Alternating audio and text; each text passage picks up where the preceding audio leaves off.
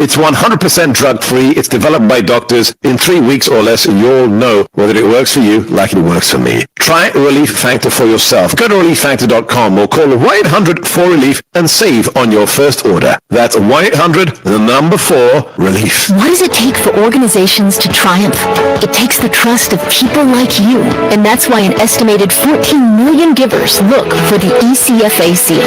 Over 2,700 leading ministries across the U.S. display ECFA seal, demonstrating that they live up to biblical standards of financial accountability, responsible governance, and trust. So next time you donate, look for the ECFA seal, a widely recognized symbol of trust. Visit ecfa.org/trust to learn more.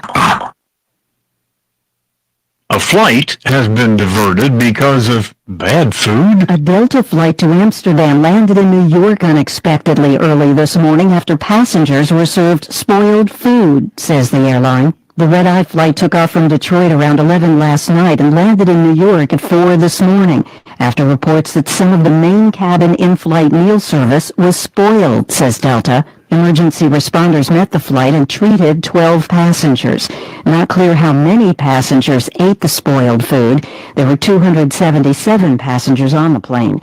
I'm Rita Foley. Police have arrested an Italian farm owner after one of his workers, an undocumented laborer from India, bled to death after his arm was cut off by a piece of farm equipment.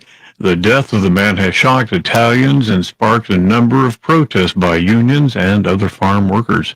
Breaking news and analysis, townhall.com. Dave Ramsey here. Do you want your money to work for you rather than you working for your money? Go see my friends at Palmetto Citizens Federal Credit Union. They're not a mega bank and have been serving the Midlands since 1936, offering good old-fashioned customer service and free services. They'll look out for your financial well-being. With 14 locations, check them out today at palmettocitizens.org. Federally insured by the NCUA. WQXL Columbia, W264DF. Grills, outdoor kitchens, fireplaces. Summer sizzle starts with Bart. This is 107 The Point. Please press button now. No, that number's bigger than the one I said.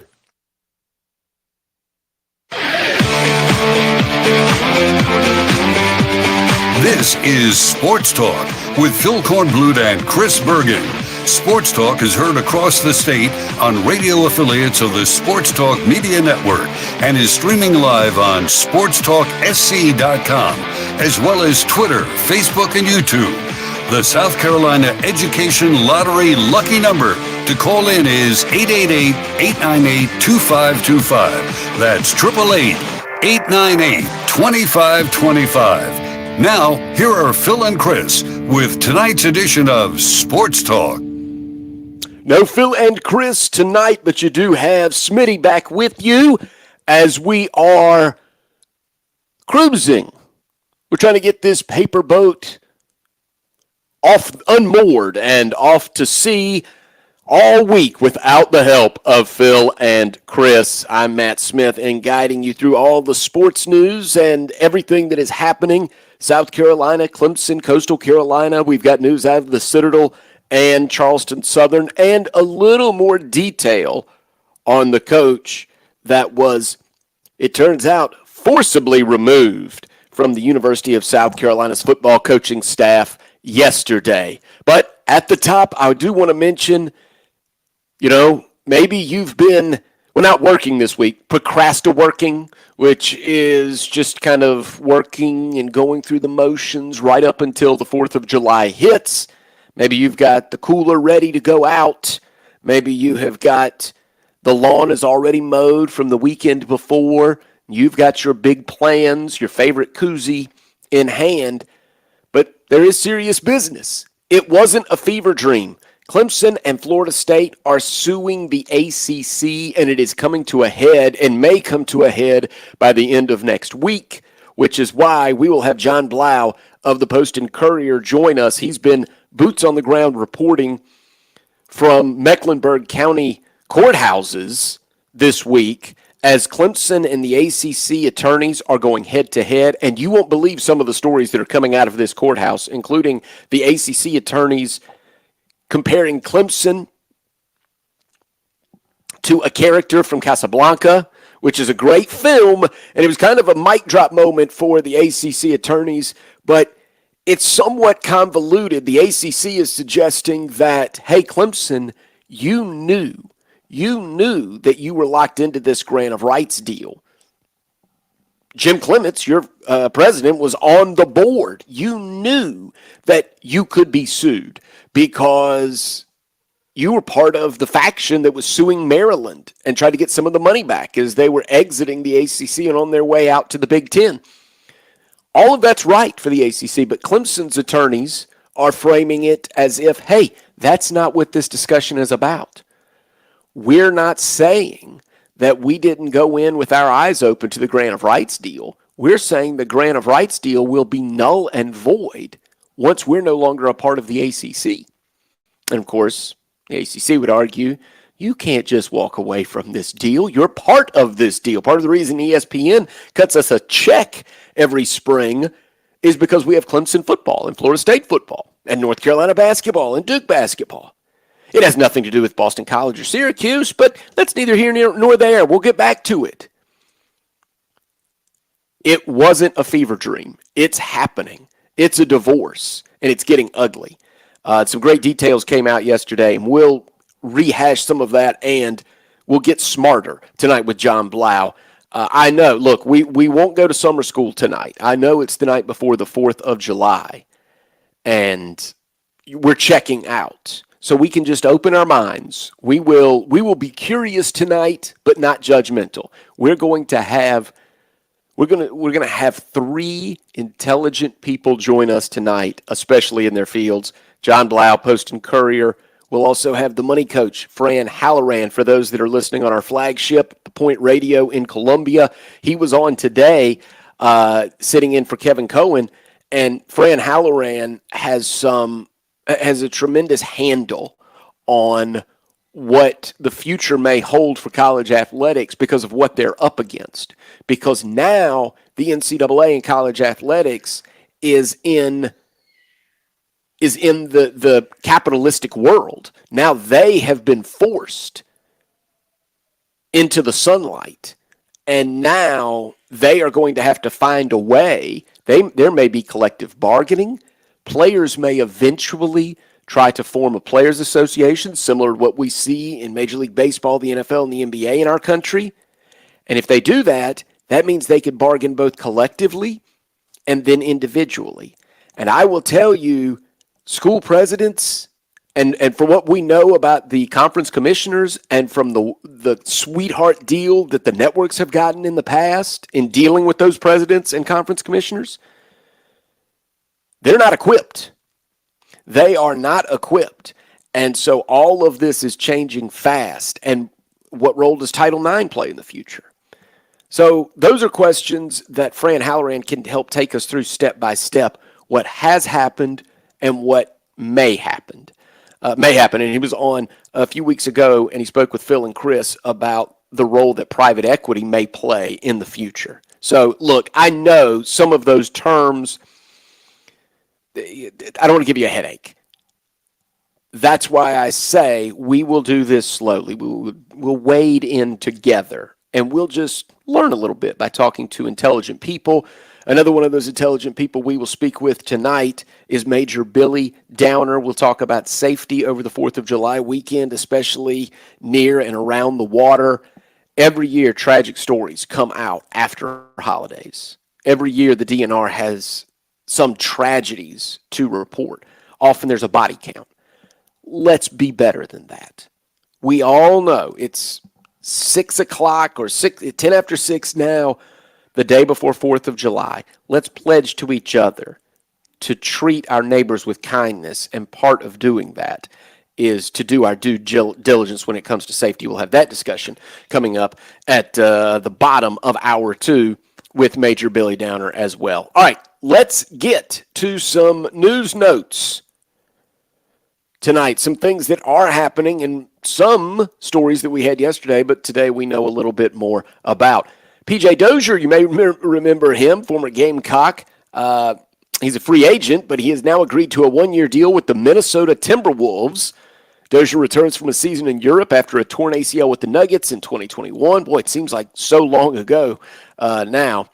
Also, this news out of Coastal Carolina, thanks to federal and state funding, about $10 million total, there will be a pedestrian overpass spanning South Carolina Highway 544 coming to the campus of Coastal Carolina, or just across the campus of Coastal Carolina over there near Brooks Stadium.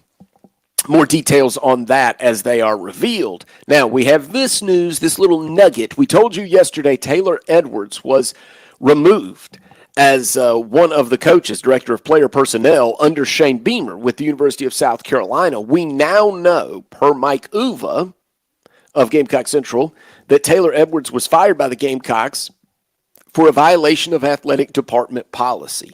Now, I want to properly credit everyone and this information as I get it. I don't have what I can tell you is I have it on good authority at this moment. What we believe to have happened is that Edwards contacted a player that had not yet entered the transfer portal. That is not Mike Uva. That is me. That's reckless journalism. But I will reveal our source as the night goes on, as soon as I can get confirmation on that. But it appears that is what happened. So will there be any repercussions there? We don't know, because it seems that Shane Beamer and the University of South Carolina took swift action in removing Taylor Edwards. So look, in this era of NIL and the transfer portal, there's still things you can't do under the NCAA regulations, and one of them is contact a player that is not yet in the transfer portal. And it appears that's what Edwards had done. Now, this is, to me, my favorite story of the day. I always like when our in-state teams get together, share the field with each other. The Citadel and Charleston Southern announced earlier today that the school's football teams will establish an official label for the longstanding rivalry between their Charleston-based programs. It will be the Low Country Boil Bowl. So August 31st of this year at Buccaneer Field, 6 o'clock, the Citadel will kick off at Charleston Southern. The annual contest will feature the program squaring off for a trophy filled to the brim with Low Country Boil. I hope that, okay. They're really doing that? All right, reinforcing the victories, both the Hardware and Seafood Fest are presented to the victor following the conclusion of the game. What I like is I went to the Citadel's website for this story, thecitadel.edu, and of course, then they went on to explain Low Country Boil, which I don't think I have to do here. And a story we didn't talk about yesterday, TNT Sports, which recently, you may know, lost its NBA rights, but they still have a lot of sports programming coming to TNT Sports, and one of them is Mountain West Football. Has reached an agreement with TNT Sports, and it's going to begin this season. Here's the crazy thing. I'm going to have to look up like mountainwest.com to find out who's still in the Mountain West. Where is everybody right now? My eyes have been glued to what's happening with the SEC and ACC and Big Ten payouts. What's the Mountain West up to right now? And you know what? I may not be the only one. I can tell you, I read a story earlier today on ESPN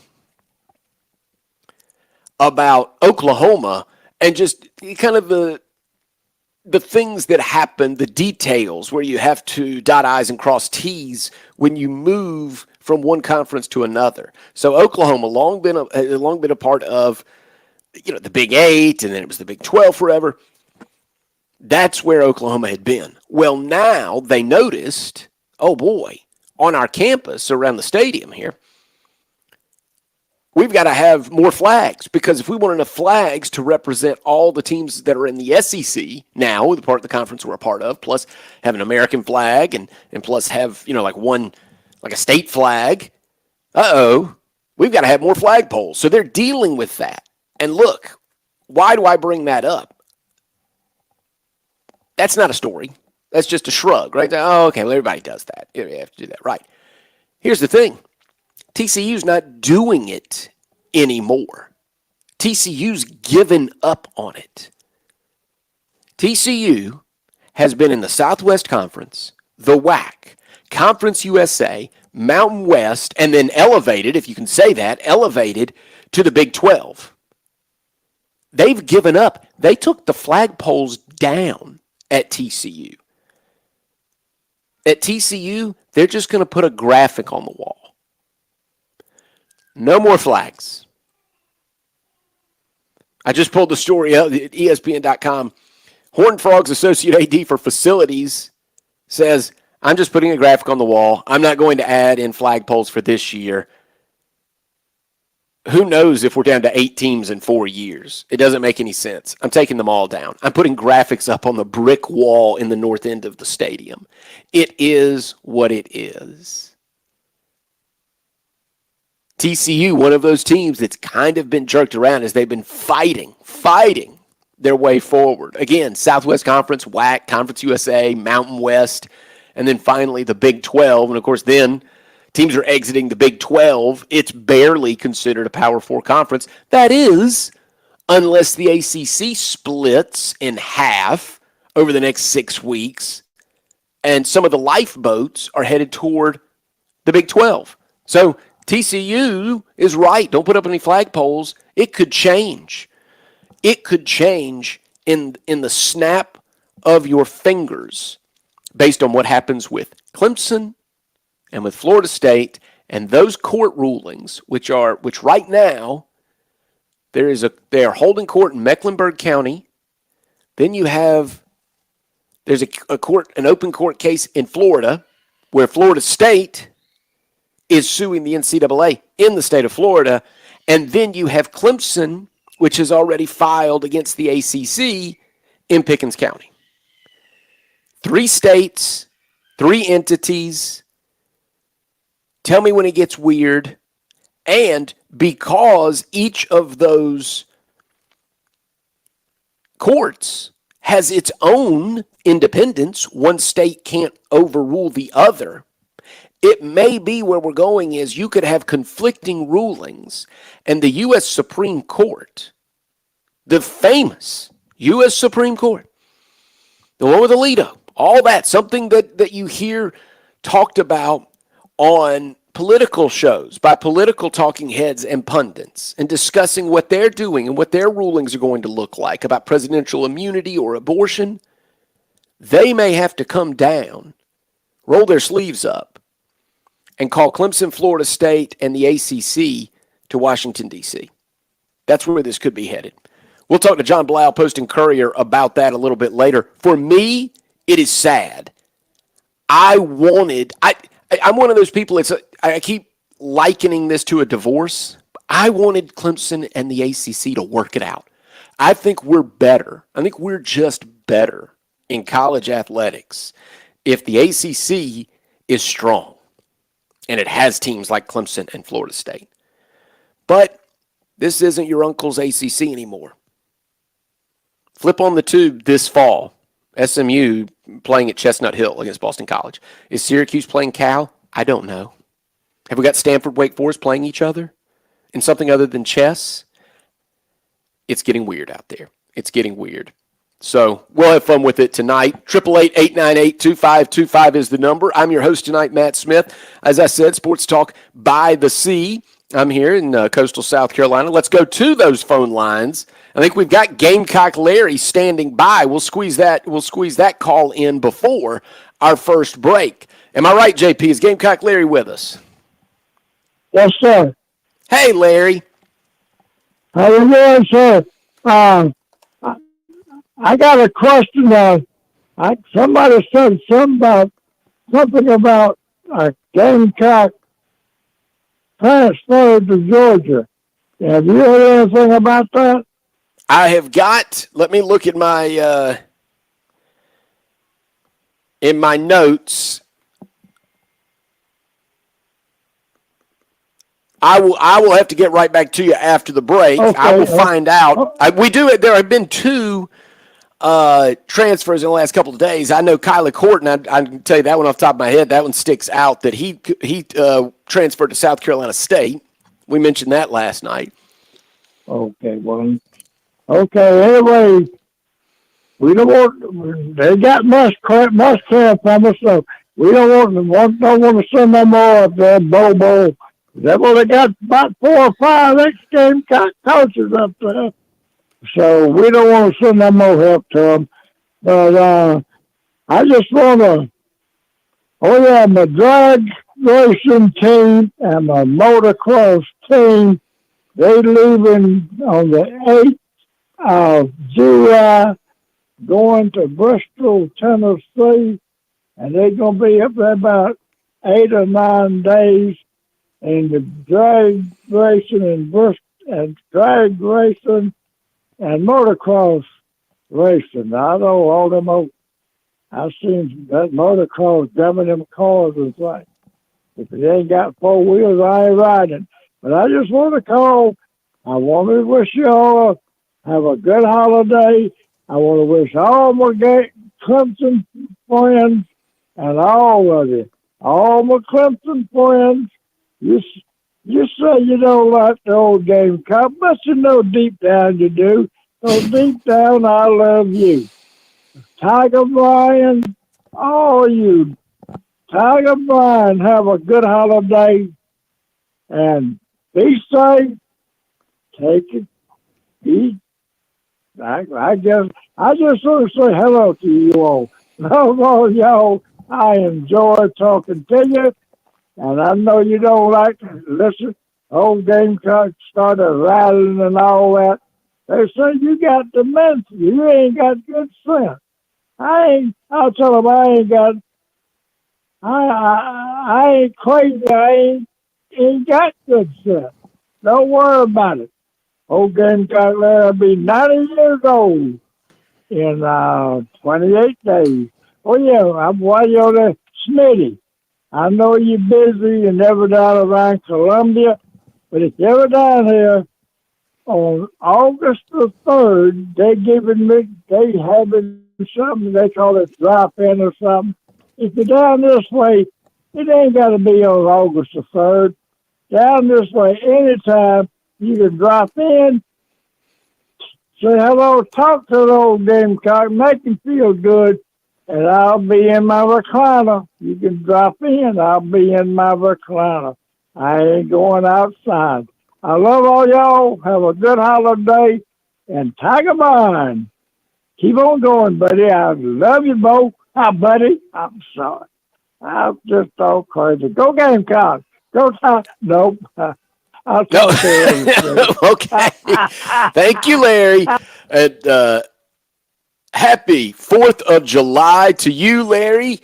And look, you mentioned August. By the way, good time to remind everyone, if you are coming to the coast at any point this summer, James Smith Realty is your hookup. Paulie's Vacation Rentals.com. Paulie's Island is the place. Jimmy Smith is the man. Call Jimmy today at James W. Smith Real Estate. 843-237-4246. That's 843-237-4246 for your perfect beach getaway. I'm telling you, it's worth the trip. If you come down to Paulie's Island, go by, see Jimmy. He's got, if you're a sports fan, he's got tremendous sports memorabilia up there, and he's got stories about everyone, anyone that's coached in the last 40 years at Clemson or South Carolina, and all the notable athletes that have come through. He's got a lot of photos up there, a lot of footballs, signed helmets. So just go on through there, speak with Jimmy. He'll have a story for you, and he'll work hard to get you a place, the perfect place, by the beach. All right, let's bring JP in. I cut you off again last night, JP. We keep doing that, so let's do it early tonight. Yesterday, the big story. JP's our producer this week. He's also the producer for our Friday night high school scoreboard show, which is coming back this August for football season. And JP, I cut you off a little bit last night. We ran out of time. Good guess last night. But I wanted you to jump on again, and you said, look, ESPN has no one to blame but themselves. They wanted Clemson and South Carolina to move the rivalry game from Saturday to Black Friday, and that's one of the things that's been revealed in this court case between Clemson and the ACC. And you said, boy, the ESPN is asking a lot. A lot of this is their fault, right? Yeah, it's them trying to reconcile with the fact that they destroyed a lot of the traditional Black Friday rivalry games. You know, you think about Black Friday, college football, you think Nebraska, Colorado, Mizzou, Kansas, NC State, North Carolina, Texas, Texas A&M, LSU, Arkansas, a lot of those. And so, you know, some of those are still around, like, you know, North Carolina State, tremendous rivalry, love it a lot. But most of those aren't. You know, Texas A&M making a comeback. Are they playing their game on Black Friday this year? I know it's on rivalry weekend, but I don't know. Good question. I don't know if it's back on Friday. If that's back on Friday. That's a really good question. All right, I'll look into that while you finish your thought. And so it's once again ESPN bulldozing through what we love about college sports and then making it other people's problems to pick up the pieces. And, you know, they just did it to the Egg Bowl. The Egg Bowl, which for a lot of people, and I don't think this is necessarily that hot of a take, people like the Egg Bowl more than they like watching the Detroit Lions and Chicago Bears play on Thanksgiving and stuff like that. The Egg Bowl is on Thanksgiving Day. It's the only it's the only rivalry game that's ever played on that date. And it captures the attention of the nation. It's one of the greatest rivalries we have in college football. And they're moving it off of Thanksgiving because they need stuff on Black Friday, because these artificial games, like, you know, after Texas A&M left to join the SEC, they had Texas play Baylor on these last, like, on these Black Friday rivalry weekend games. They had Nebraska play Iowa. They have Mizzou and Arkansas facing off. These artificial rivalries just aren't doing it. And so now they're messing with other rivalries. And I just can't stand it when stuff like this happens. And it's only happening more and more in college football.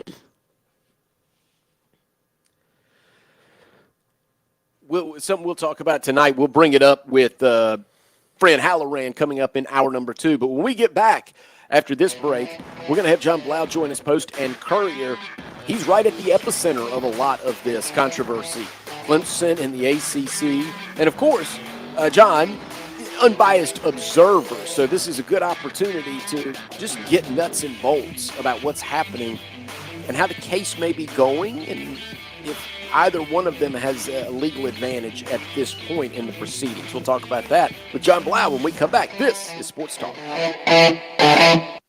Dave Ramsey here. Do you want your money to work for you rather than you working for your money? Go see my friends at Palmetto Citizens Federal Credit Union. They're not a mega bank and have been serving the Midlands since 1936, offering good old-fashioned customer service and free services. They'll look out for your financial well-being. With 14 locations, check them out today at palmettocitizens.org.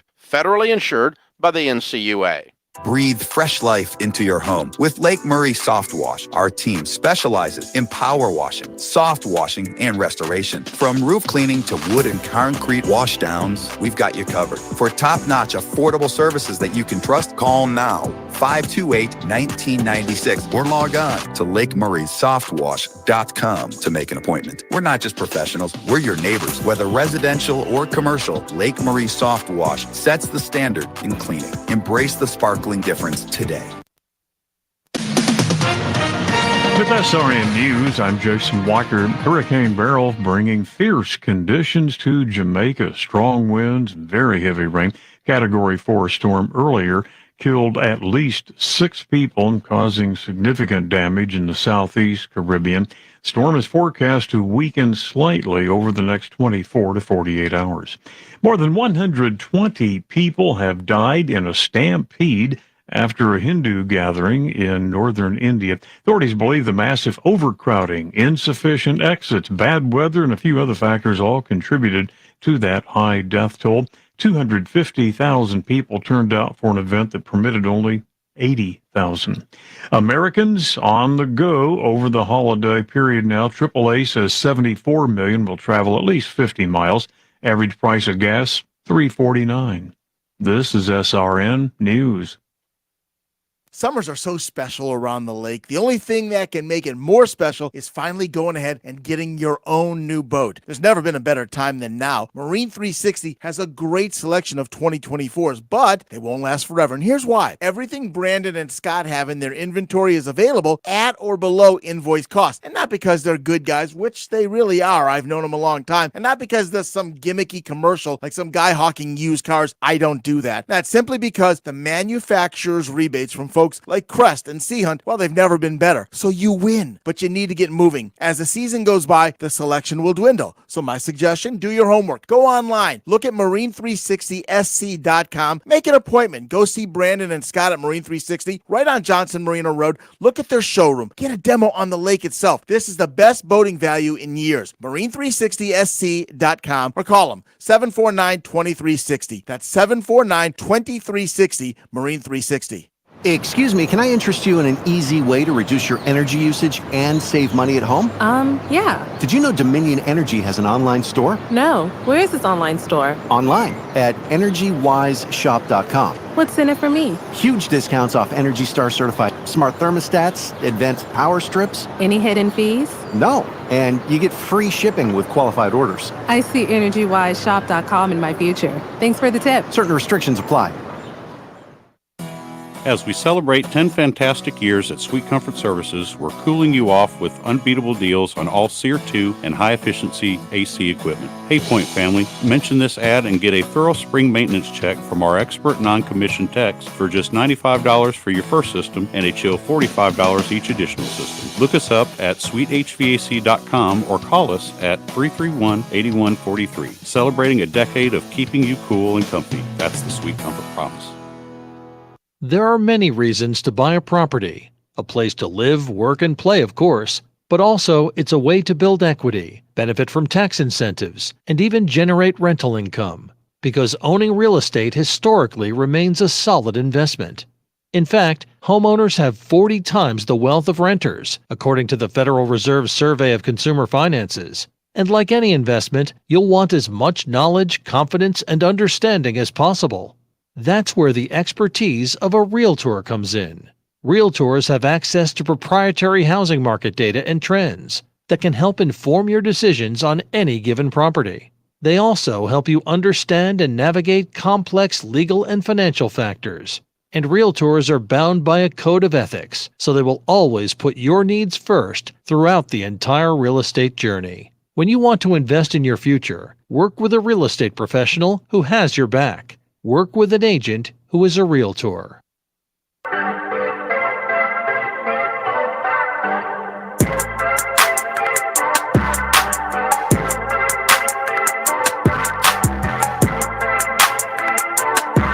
Welcome back to Sports Talk, final night before we take a break for the 4th of July. I hope you have plans, whatever you're doing, celebrating America's independence and celebrating the great Americans that have come before us and, hey, that we share our time with right now. It's a good day to be patriotic tomorrow, however you're going to celebrate that.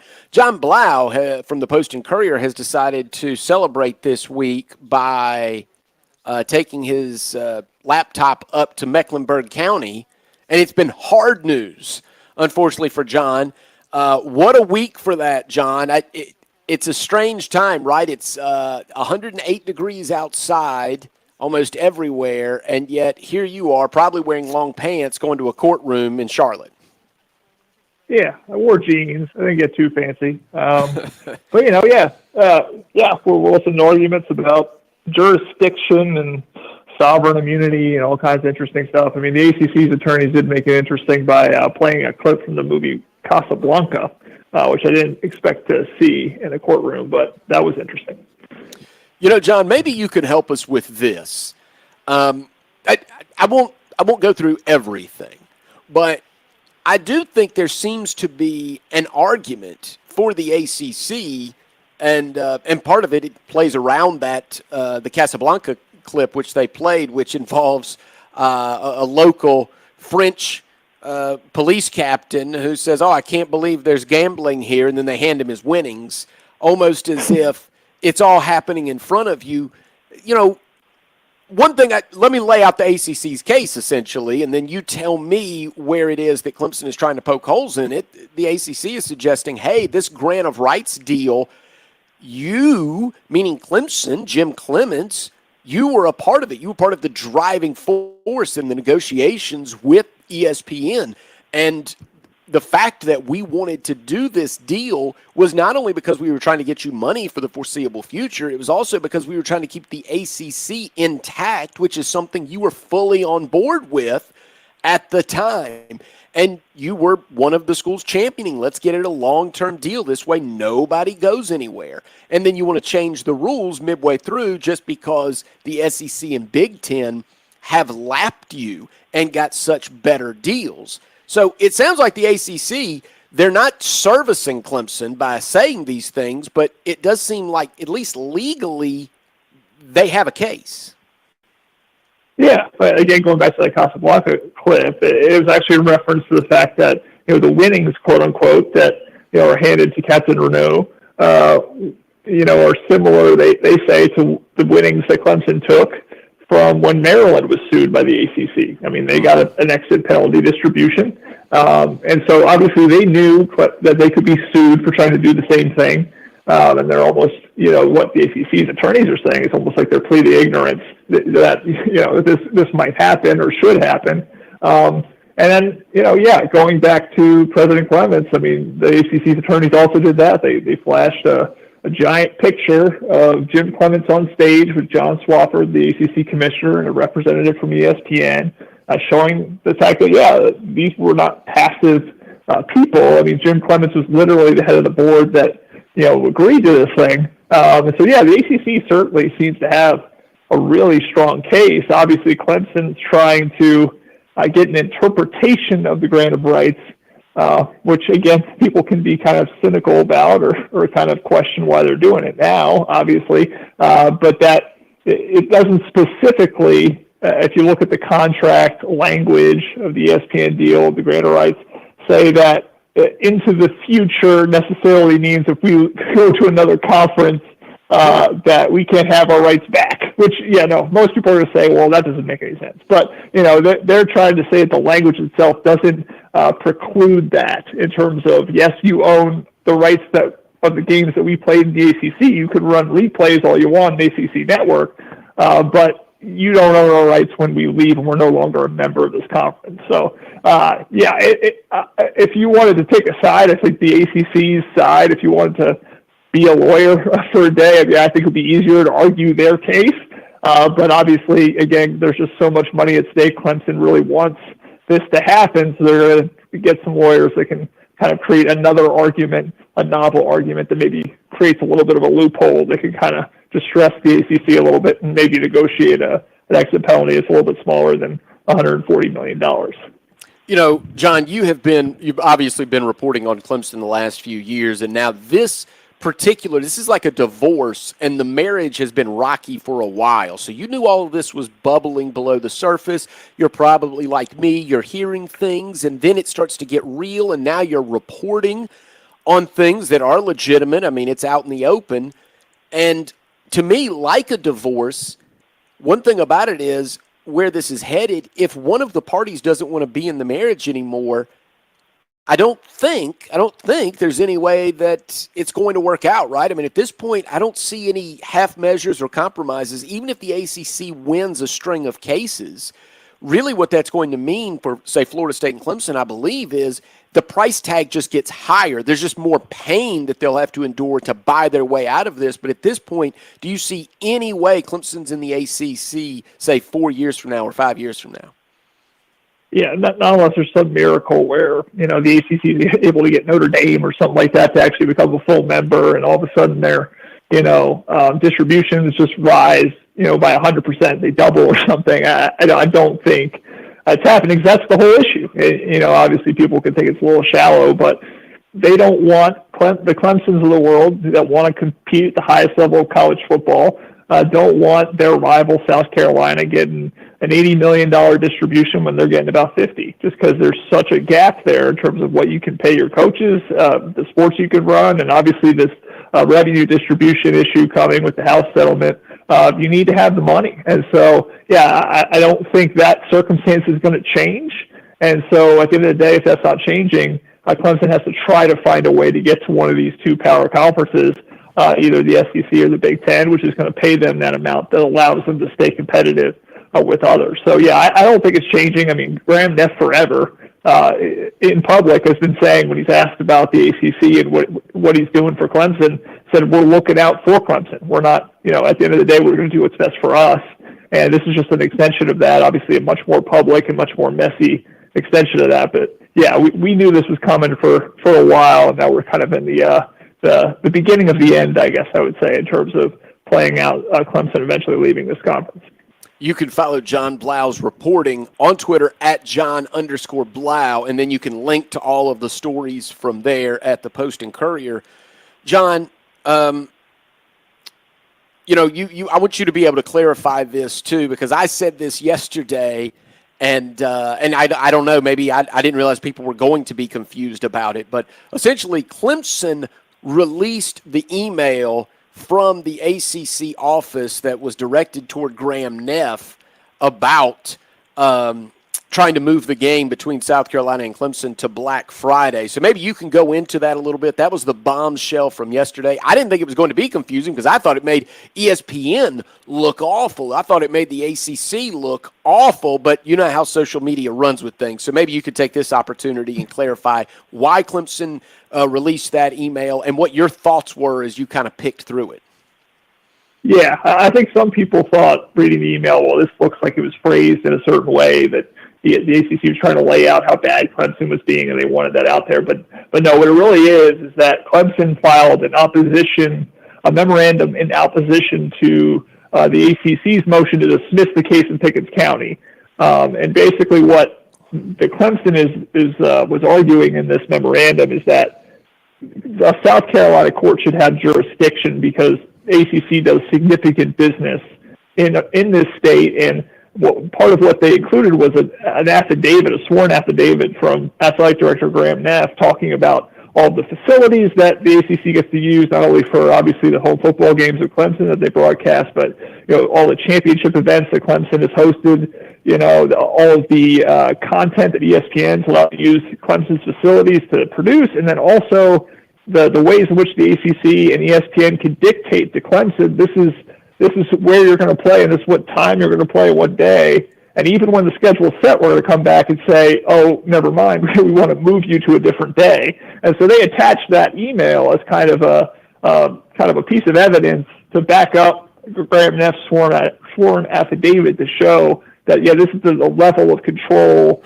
that ESPN and the ACC exerts on Clemson, which is a university in the state of South Carolina. And yes, this court in South Carolina should have jurisdiction because they're obviously doing a whole lot to affect kind of what we do and when we do it. So, I think, again, a lot of people thought that maybe the ACC wanted to use this to kind of slander Clemson for refusing to do all this. But at the end of the day, Dabo Swinney's made the point himself. He doesn't like playing Saturday games. I mean, he had his kids playing high school football. He wanted to go watch them play high school football on Fridays. He's one of those big proponents of that. And so, yeah, Graham Neff at the end of the day said, no thanks. Yeah, we're not doing that. And obviously, again, it fit into a piece of kind of what Clemson is trying to do right now in terms of arguing over jurisdiction and trying to keep the case in South Carolina. Yeah, and I was surprised, actually, the ACC worded it that strongly because, to me, what I said yesterday after reading that was, boy, what's the ACC doing? Their commodities are Clemson football, Florida State football, North Carolina basketball, and Duke basketball. And that's actually gets me into the next question I wanted to ask. What are you hearing? If Clemson and Florida State kind of have the ability to flex and muscle their way out of the ACC, if that were to take place, what other dominoes then do you believe would fall? Because I don't know what's being reported, say, in North Carolina and Virginia, but I cannot imagine the ACC could stay together as it's currently constructed with those Tobacco Road schools, knowing that they won't have Clemson and Florida State bringing in that football money. Do you know anything, or are you hearing more innuendo around what might happen if this comes to pass in the next 6 months to a year?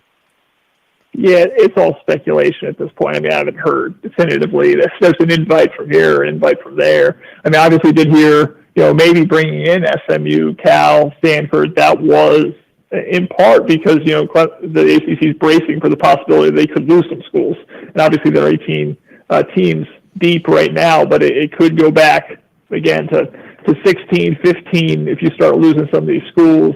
Obviously, we've heard the rumors about, geographically, Florida State and Clemson fit the SEC, but does South Carolina want Clemson in the SEC? Would South Carolina even have a voice in that?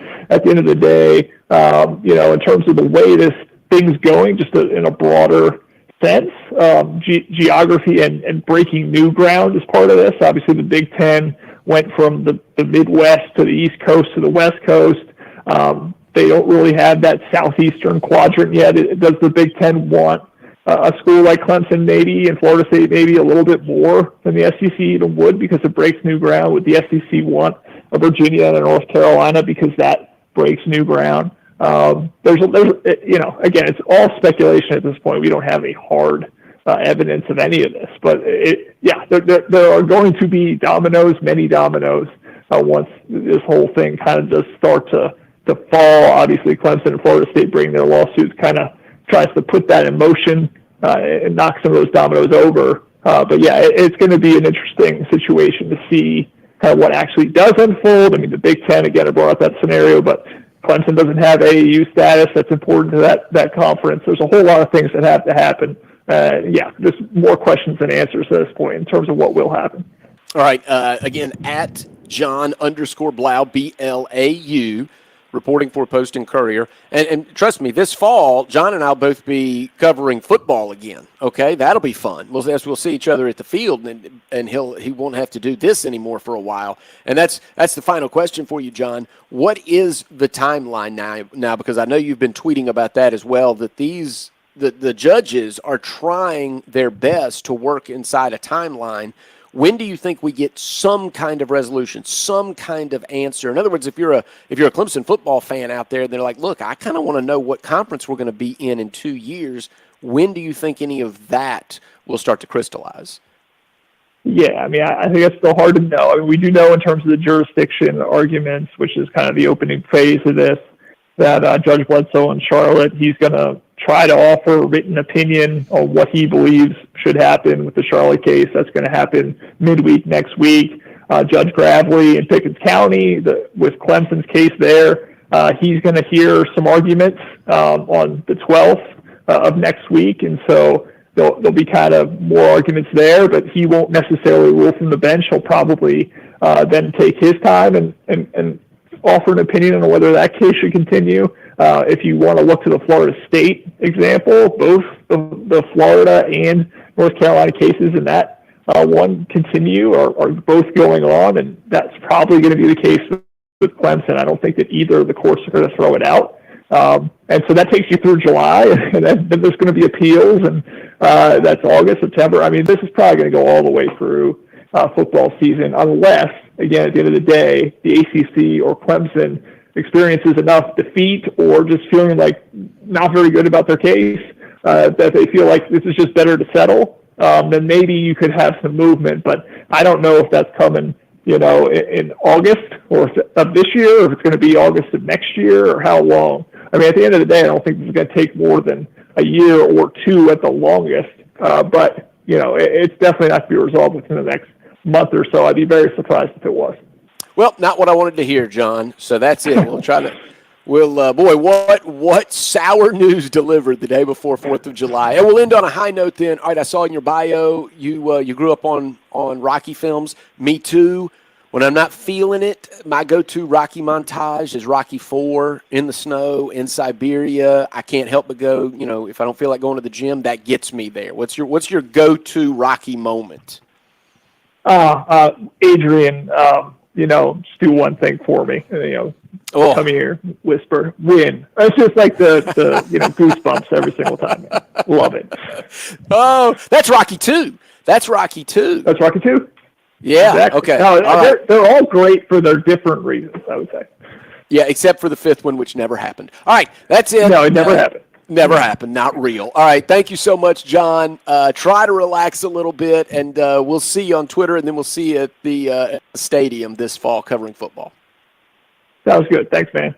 There's John Blau. We've got to get to a break because we've got the Seawells recruiting report. Oh, that was bad news from John. This could be hanging over our heads for 24 months. The wheels of justice can turn slowly. I'd like some resolution before then. All right. So, again, we'll talk about this more on Friday. Right now, recruiting report coming up next. Recruiting battles between the Gamecocks in Georgia, Gamecocks in Tennessee, all that next.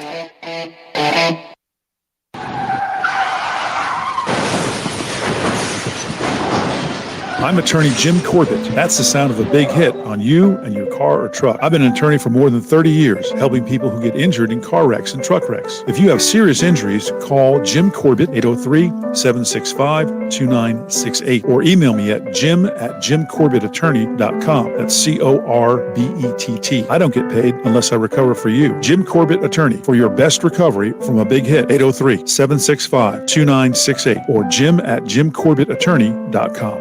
There's a lot of things we take for granted in our lives. Your home's AC will run cool. Your drive-through coffee will be hot. And the car will start when it's time to take your kids to school. It's when things don't go as planned that you start thinking about who to call and where to turn. The good thing is, you can prepare for life's most difficult days by calling the Larry Lucas Agency today. Larry is a State Farm agent that has been taking care of people across South Carolina for more than 2 decades. You probably have insurance, but switching is easy, and bundling can save you hundreds or more. Most importantly, the Larry Lucas Agency can help you choose the protection you want at the price you want. All backed by South Carolina's #1 home and auto insurance company. Visit LarryLucasAgency.com today or give Larry a call at 803-799-1998. Like a good neighbor, Larry Lucas State Farm is there. Hi, this is Major Billy Downer, and coming up tonight at 7:30, it's another edition of SC Wild from the Department of Natural Resources on the Sports Talk Media Network. If you're looking to stay hydrated this summer, turn toward a southern favorite, sweet South Carolina watermelons. One slice is equivalent to a glass of water and is just as effective as sports drinks for hydration. If you don't believe us, you can ask the Palmetto State's top football teams. The SC Watermelon Association will be serving up slices after summer practice to keep our teams fueled and hydrated. Visit scwatermelon.org for all the details and look for ripe South Carolina watermelons in your hometown. The South Carolina Education Lottery has a new rolling jackpot, and trust me, our state hasn't seen anything this big before. How big? Harbortown Lighthouse big? Bigger. Bigger than the Ravenel Bridge? Even bigger. Not bigger than Table Rock. With this new rolling jackpot, Palmetto Cash 5 is officially too big to ignore. Palmetto Cash 5 draws nightly, so play today. Check if your numbers are winners in the Players Club app or at SCEducationLottery.com. Overall odds are 1 in 10. Top prize odds are 1 in 850,668. George Bryant here for Tsunami Bar Sports, and some say the fun is in the winning. I say the fun is in the training. And Tsunami Robbie, what do you say? George, we all know you get more done when you're having fun. This technology is different, it's engaging, but it's also a lot of fun to use. Hi, this is Phil Kornblut. Be sure to click on the digital ad on SportsTalkSC.com and get 5% off any Tsunami Bar order using promo code BBB5. Don't wait, order today. The Sports Talk Recruiting Report is sponsored by Seawells Catering. Recruiting Report presented by Seawells tonight, July 3rd, 2024. I said South Carolina versus Tennessee. Well, let's start there. Safety Lagonza Howard of Lyons, Georgia, said last night he's narrowed his list to the Gamecocks and Tennessee as he eyes his July 27th commitment date. Florida and Georgia were the other two on his short list, but they did make the final two. Hayward said he's not yet made his decision as he goes back and forth between the schools. He's hearing regularly from both staffs. From the Gamecocks side, that means head coach Shane Beamer, defensive coordinator Clayton White, and secondary coach Torian Gray. Hayward said, been keeping in touch with them on a daily basis. Coach Beamer and Coach White, they are really just conversating. Hayward visited South Carolina for a spring practice, and he made his official visit the second weekend in June. Hayward said, I'm really liking it, basically how they develop players, talking to the strength and conditioning coaches. They know the ins and outs, so they can develop you. Hayward added, however, that Tennessee had been recruiting him longer than South Carolina. Last season, Hayward had 48 tackles with 4 passes defended and 3 interceptions. He also played offensively, catching 26 passes for 727 yards and 7 touchdowns.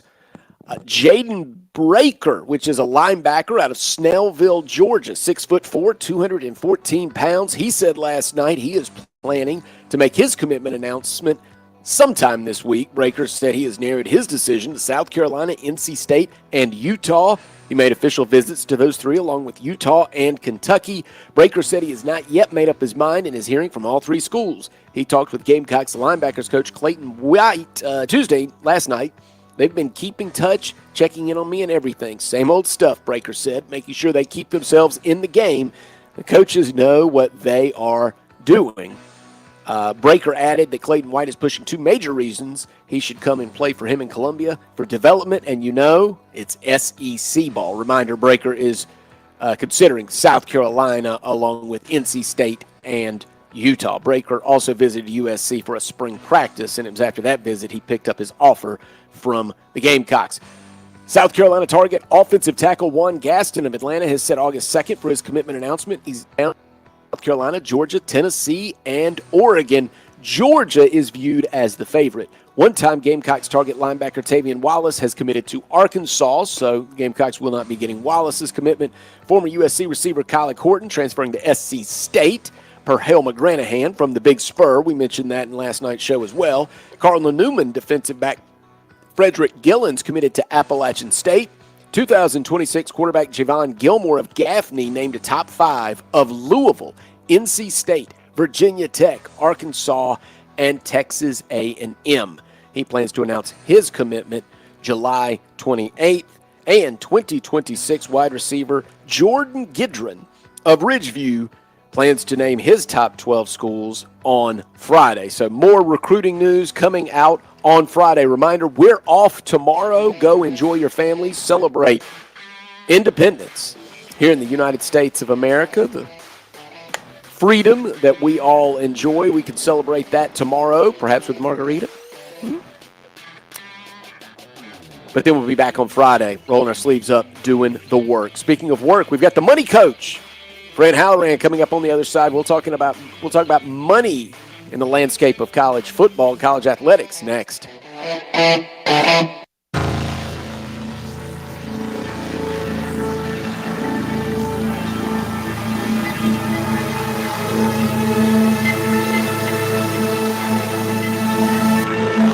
WQXL Columbia, W264DF. Grills, outdoor kitchens, fireplaces. Summer sizzle starts with Bart. This is 107 The Point.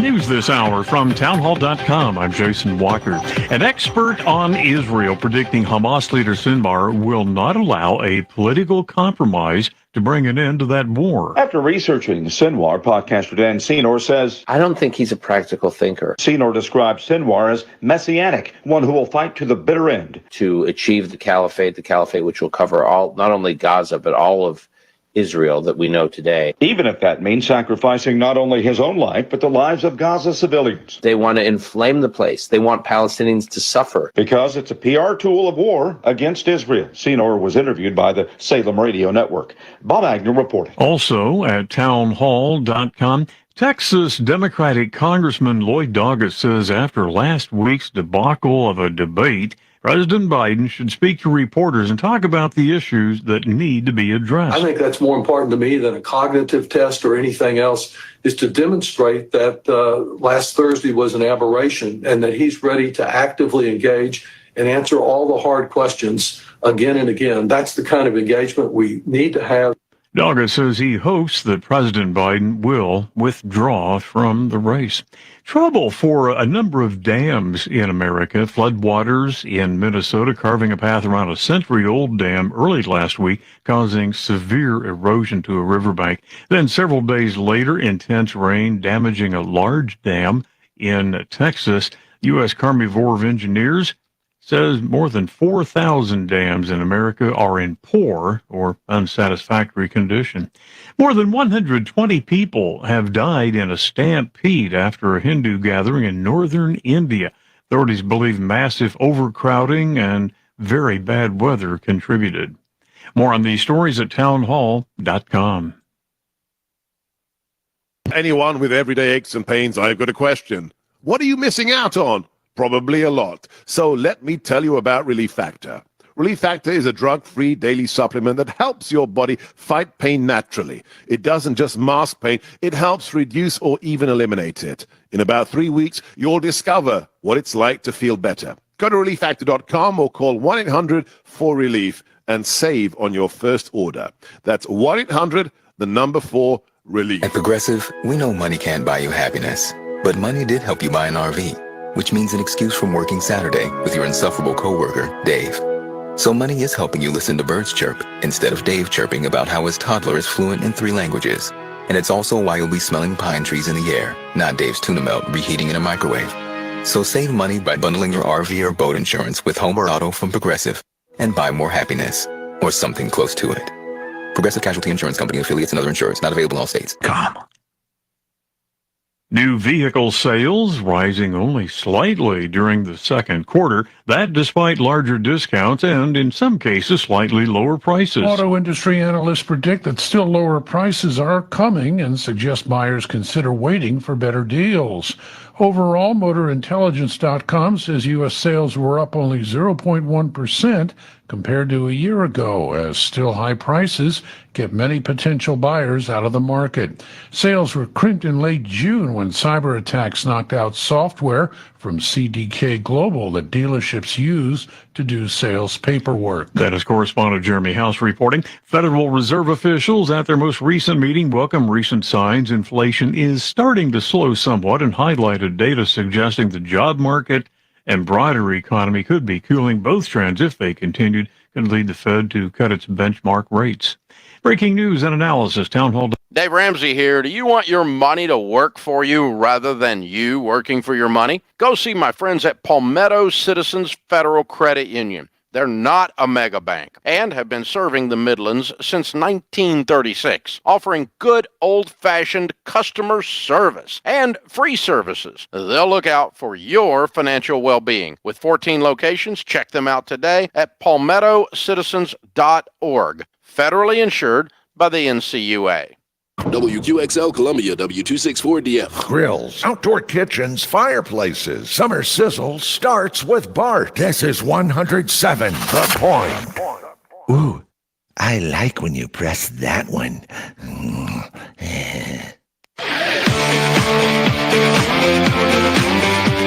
Welcome back to Sports Talk on the Sports Talk Media Network. You can reach the guys with the South Carolina Education Lottery lucky number, 888-898-2525. That's 888-898-2525. Now back to Phil and Chris with the second hour of Sports Talk on the Sports Talk Media Network. And welcome back to Sports Talk, final hour before the 4th of July break. Matt Smith is here with you at Sports Talk by the Sea for tonight, and then again on Friday before Chris gets back. And I may jump on with Chris a little bit then, so I hope you're not tired of me. I hope you know different style than Phil, who's a bit more of a curmudgeon. I'm more of Tommy Bahama T-shirts, laid back, open-minded, love to have these discussions with guests like we had in the last half hour, John Blau. Not that Phil's not, wait a minute, no, Phil's not open-minded. No, I don't want to take that back. But some of the same discussions we have with Phil Kornblut, some of those I have behind closed doors that you weren't privy to. Maybe one day he'll write a memoir, and we'll share all that. But love to have writers like John Blau on, who is right there covering in Mecklenburg County the court case between the ACC and Clemson. Unfortunately, he didn't give us any good news. I think this is going to be hanging over our heads for a while now. Maybe we can spin this conversation in a positive direction with the money coach, Fran Halloran, because we're going to talk about the business of college athletics, and I think it's changing quickly. And as I said in the first hour to open the show, I don't think the NCAA was ready. I don't think school presidents were ready. I don't think conference commissioners were ready for the business of college athletics to change. Not only were they not ready, I think they're probably ill-equipped for the conversation. And Fran Halloran is not.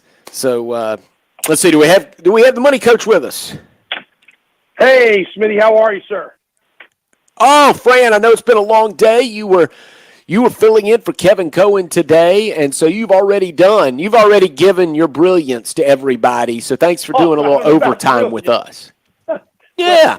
I can assure you that the folks who were listening to me during the afternoon drive would laugh out loud if they heard you talk about my brilliance on the afternoon drive. But thank you for the kind words. Well, I do the best Coach, I can not to sink the ship.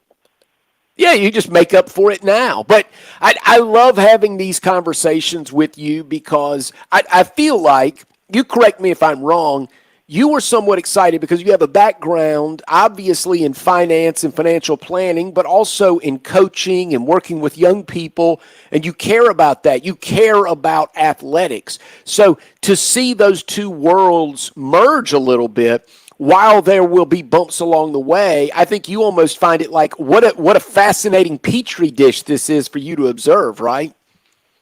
I do, and let me be brutally honest with you. I don't know that I'm going to have a whole lot of good news to share with you about this, because I 100% agree with what you said a moment ago in the intro, that college athletics is not ready for this.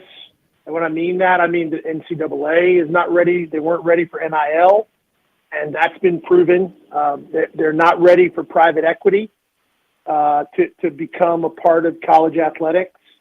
They're not ready for the business of college athletics. You see, universities have been, quote unquote, playing the business game for ever and ever, but they've been playing with house money.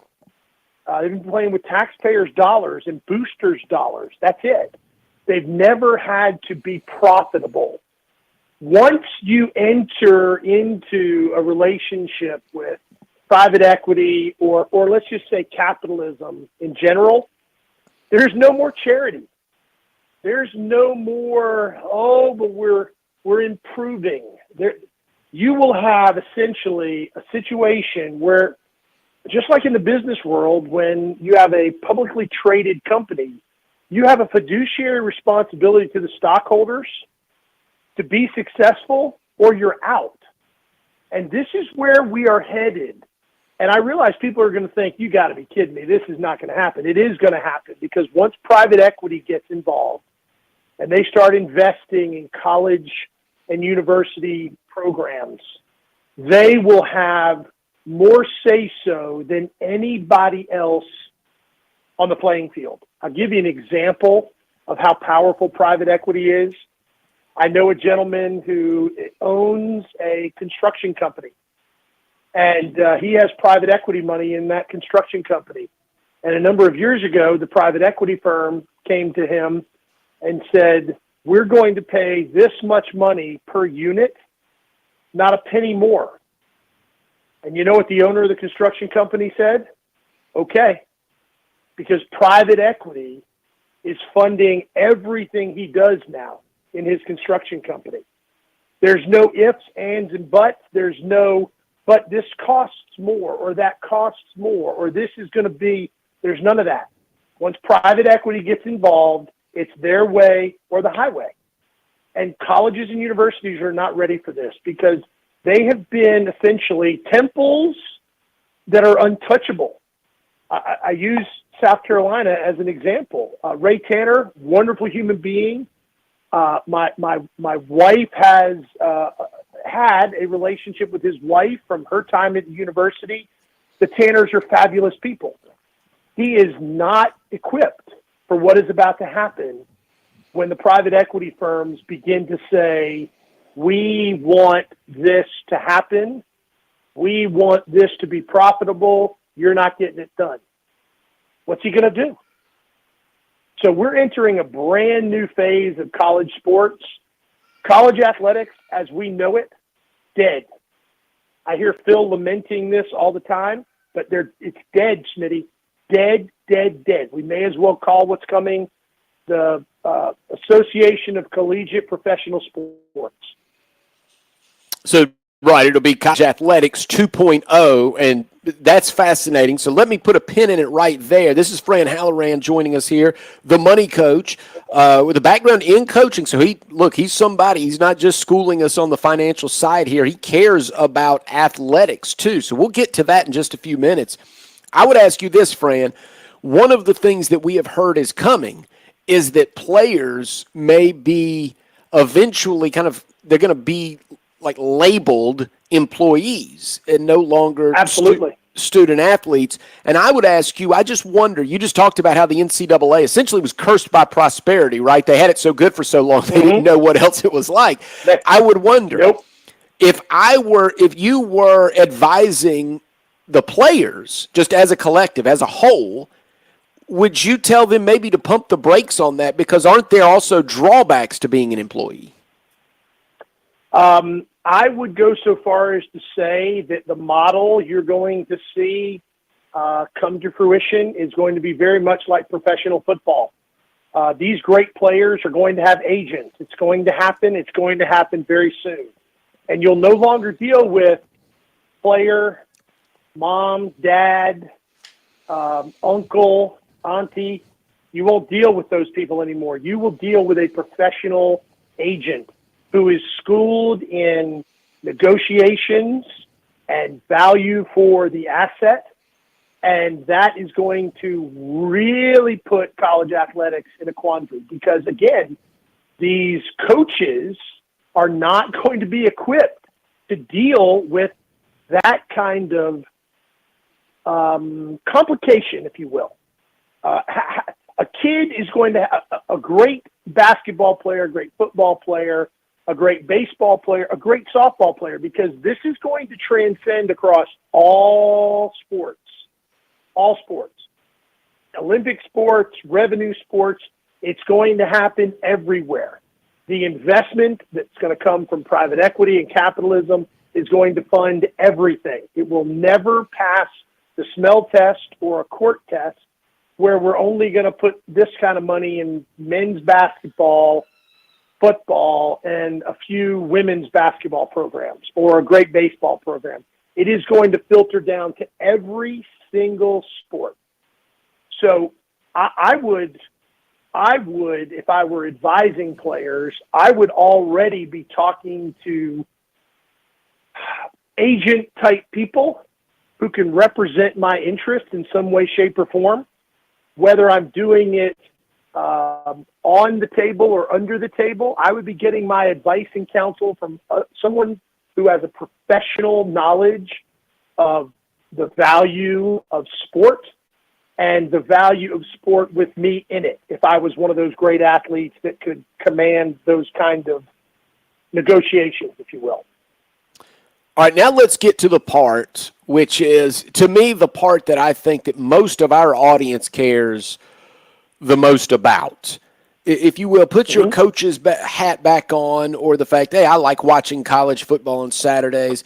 When we watch those games and you see the collegial spirit, when you see Penn State fill their stadium and have a whiteout, when you see Virginia Tech and Enter Sandman, when you see the tailgating scene on College Game Day on Saturdays, that's what we don't want to lose. And so far, to me, all the noise outside, NIL, transfer portal, everything else, court cases, between the lines, college athletics has still been great. College World Series was great.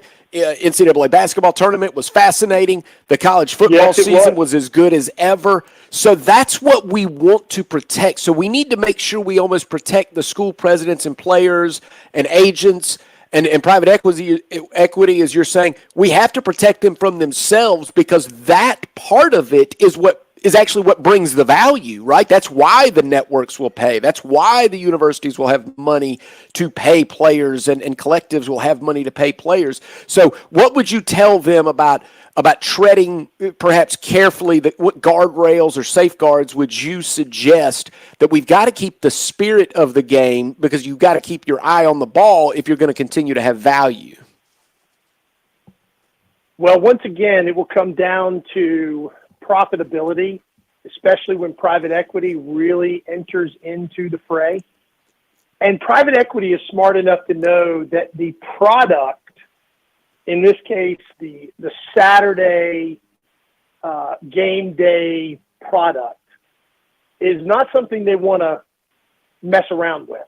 Think of it from a business perspective. If I'm already creating the greatest widget in the world, but I want to accept more investment dollars from investors, those investors are going to say, we want the return on the investment. We don't really want to mess with your perfect widget.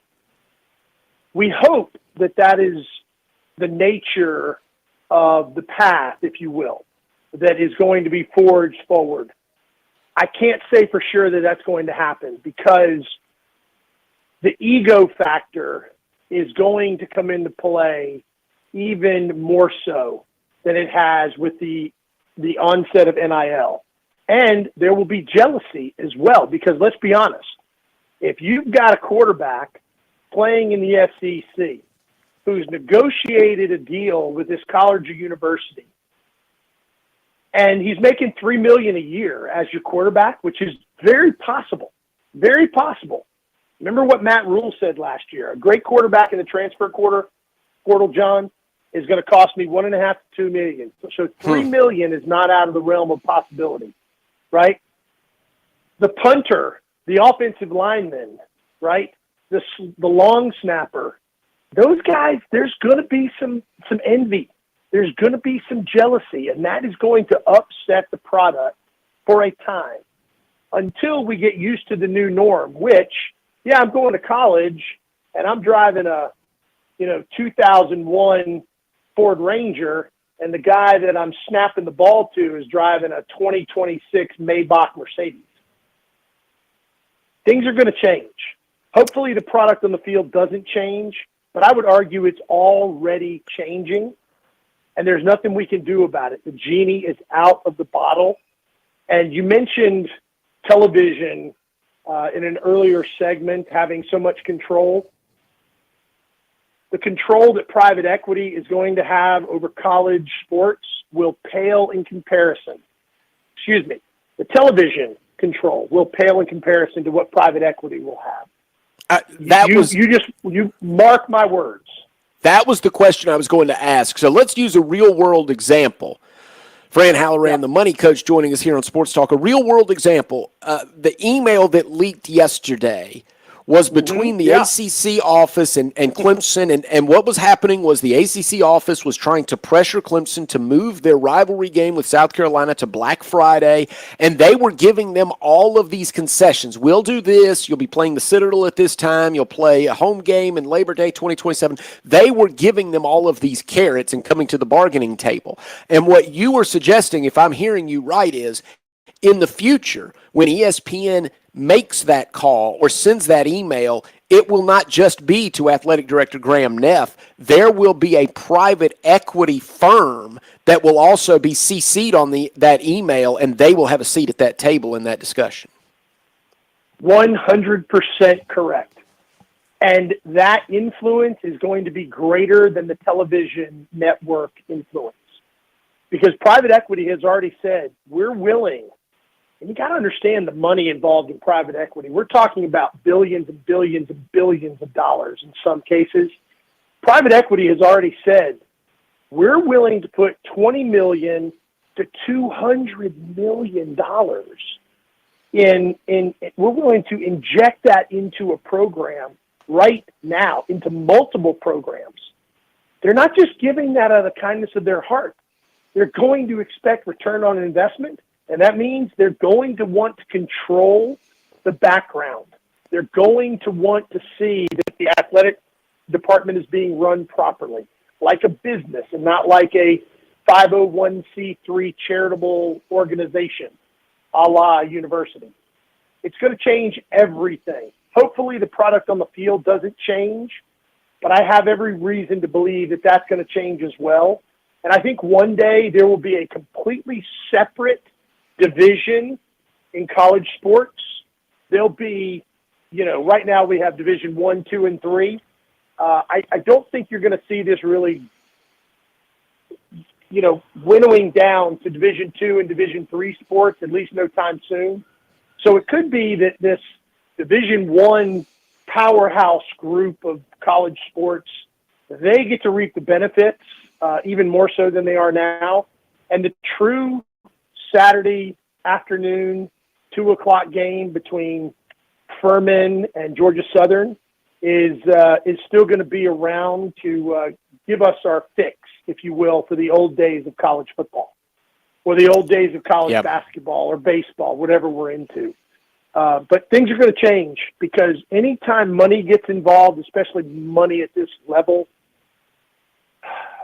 there's no way for it not to influence every aspect of what is going on in that program.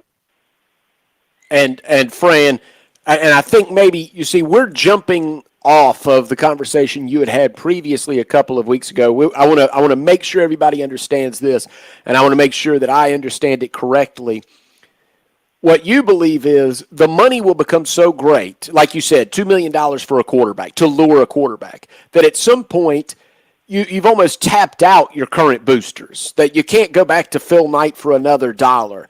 That Walmart's not going to give Arkansas any more money for the next running back. At some point, the collectives are tapped. You've used all the money from the parking lot that you collected on Saturdays, and now you're going to have to invite like a Guggenheim or a BlackRock into the conversation, because if you want to continue to compete at the highest level and be Georgia or Alabama or whomever, you need an influx of cash, and you have to bring them in, or you won't be able to compete for championships in the near future. Yes, but it won't be as well known as BlackRock or Guggenheim. But what it will be is someone who runs the Forest Fund, and the Forest Fund is housed in the same facility that BlackRock is in, and the Forest Fund is going to be BlackRock's independent private equity firm. And that's where you're going to see the influx of cash. And they will never be able to say no, because the race in college athletics has been on. The facilities race, for instance, has been on for the last 15, 20 years. Let's see who can build the bigger, better building for the football players, the baseball players, the basketball players, right? What we're about to see with the influx of private equity is going to make all of that look like chump change. I'm telling you that the dollars that will be injected into universities across this country will just spin people's brains. And as I keep saying, it's going to change everything, because they're not giving that money to a charity. At that point in time, it's no more the University of South Carolina Athletics Department. It is on the surface. It is in front of everybody. But behind the scenes, it's supported by private equity, and it's gonna filter down to the conferences. It's gonna filter down to the naming rights to conferences. It's gonna be the Rocket Mortgage Big Ten, right? It's gonna be the General Motors SEC.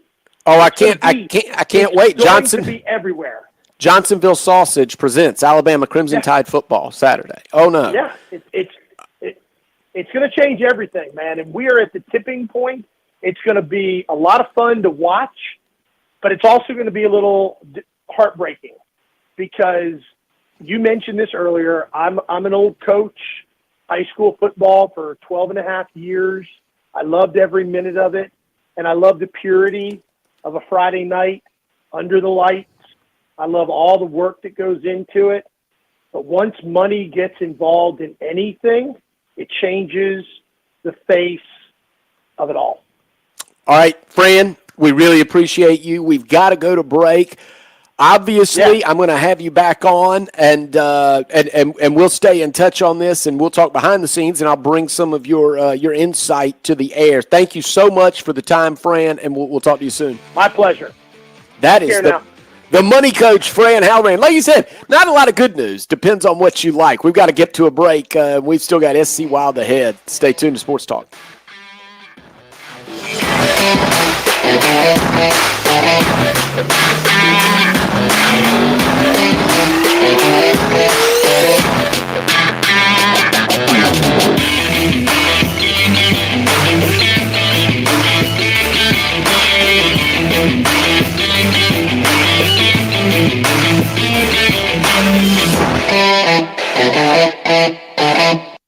We're with Major Billy Downer of the Department of Natural Resources. Major Downer, it's hunting season in South Carolina this fall, and folks need to be prepared from a legal standpoint. That's right, Phil. Everyone always needs to buy their hunting license or fishing license. Everyone always worries about losing their license. Well, now that's not a problem anymore because you can keep your license on your phone. That's right. Go Outdoors SC. It's an app. Look for it on your Apple or Android devices. You can buy your license. You can renew your boat registration, and it's all right there on your phone. Remember, Go Outdoors SC in your app store. Relax this summer with a promotional rate on Select 25. The promotional APR will revert to the effective APR as previously disclosed. Call 800-845-1644 for details about credit costs and terms. Membership qualification required. Hi, this is Major Billy Downer, and coming up tonight at 7:30, it's another edition of SC Wild from the Department of Natural Resources on the Sports Talk Media Network. You've put in the work for your education. The extra early, extra late, extra work. That's because you understand education opens doors to better pay, better opportunities, and a better you. Being educated about playing the lottery is no different. It helps you be a better player, one who knows when to play and when to take a rain check. The lottery's a game, so let's keep it fun. Learn more at sceducationlottery.com/betteryou.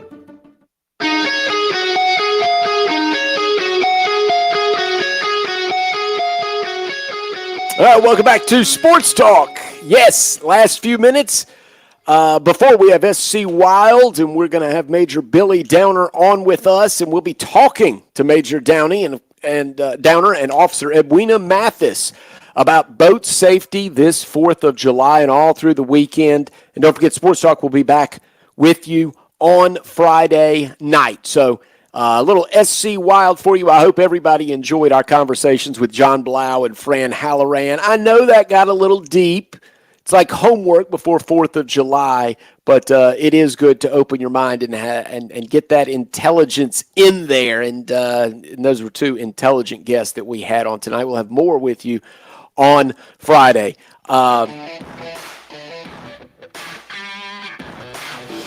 Biggest story today. The news is out. Taylor Edwards, fired by the Gamecocks. We had that for you yesterday, Director of Player Personnel. But we now know Edwards contacted a player that had not yet entered the transfer portal, a violation of athletic department policy. That's a big no-no. We'll talk more about that on Friday. SC Wild is next. Org, federally insured by the NCUA.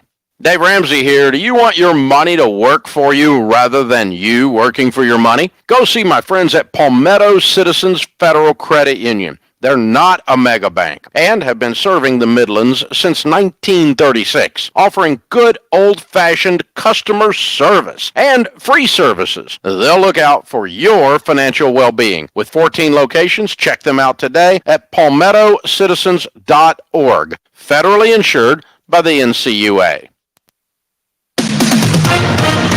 With SRN News, I'm Jason Weicker. A troubling debate performance by President Biden last week forcing lawmakers to grapple with a crisis that could possibly upend the election. Right now, the White House says Biden has no intention of dropping out of the race. At least 2 people have been injured, another missing after a pyrotechnics incident at a defense weapons facility earlier in the day in Arkansas. General Dynamics says it's at the Ordnance and Tactical Systems facility in Camden. Few other details have been provided. Average rate of a 30-year mortgage rate rose this week, pushing its borrowing costs on a home loan for first time since late May. Rate rose to 6.95%. That is up from last week's 6.86%. This is SRN News. Some people would tell you the world's on fire right now. Well, this isn't a political message. It's a message in support of Ken and his team at Broker Solar in downtown Columbia. I love what they're doing. This is meant to remind you about something. You can't pick your power company. It's not like swapping cell phone companies every time they ask for another rate increase. You know what, though? You can take control of your power bill. You can either pay the man or be the man. You can own your own energy. You need to reach out to Broker Solar. In famously hot Columbia, when it's 100 degrees in the shade, you won't lose power when the grid can't handle the heat. You'll have stored energy and a solar-powered battery. During peak hours, when the power company's cleaning up, you'll run off your solar panels and you'll get the last laugh. Hey, solar's not for everyone. It's a serious financial commitment with serious financial benefits. My suggestion is you reach out to Broker Solar and the guys and let them answer your questions. Online, it's brokersolar.com, or give Ken a call at 807-7417. That's 807-7417 for Broker Solar. At Palmetto State Armory, we offer the largest selection of guns and ammunition at unbeatable prices. Our knowledgeable and friendly staff are here to provide personalized assistance, ensuring you find exactly what you need. If you enjoy outdoor activities like hunting, camping, or hiking, our clothing and outdoor gear collection has got you covered. We also feature an exceptional indoor range facility where you can experience the thrill of shooting in a safe and controlled environment. Visit us today at PalmettoStateArmory.com or your local retail store. Palmetto State Armory, American made for life. Hey y'all, this is Ted from Flight Deck Restaurant. We'd like to invite you and your family to dine with us. We have a great menu that's sure to please your whole family. We have fresh cooked burgers, big juicy wings, blue plate menu featuring country cooking, oven baked hoagies, fresh crisp salads, authentic Greek food like gyros, souvlaki, and baklava. We also carry 20 different premium cheesecakes and pies. Flight Deck Restaurant also has an arcade with 30 different games like Star Wars, Batman, Skee Ball, Bass Wheel, Pac-Man, Galaga, and so much more. Flight Deck, your favorite family restaurant. Thanks y'all and God bless. I was thinking about the things that matter to me when it comes to calling the plumber. First, most of us call the plumber out of a need, often a crisis. So you want reliability. Then, we're in a vulnerable place already, so you want someone you can trust, someone who will be fair in their pricing and handle things professionally. These are some of the reasons I feel comfortable recommending Franklin Plumbing and Drain Cleaning. See, they've been out to my home. They've been out to my brother's home, too. Franklin Plumbing and Drain Cleaning did such a great job. And you know, maybe this might not matter as much to some people, but they're locally owned. A lot of these plumbing companies you've heard of used to be local, and now they're owned by big national or even international conglomerates. Working with a locally owned company matters. It keeps your pricing down, and the money stays local here in the community. Josh and his team at Franklin makes customer service their top priority. I trust them. You can too, especially during these vulnerable times. Online, it's franklinplumbing.sc.com, or call them 799-2222. That's 799-2222. Now on Sports Talk, it's SC Wild with Major Billy Downer of the Department of Natural Resources. Major Downer is here to take your questions about the great outdoors in South Carolina. Give him a call at 888-898-2525. It's SC Wild from DNR on the Sports Talk Radio Network. Time for another edition of SC Wild, and we have got Major Billy Downer joining us now just ahead of this 4th of July holiday.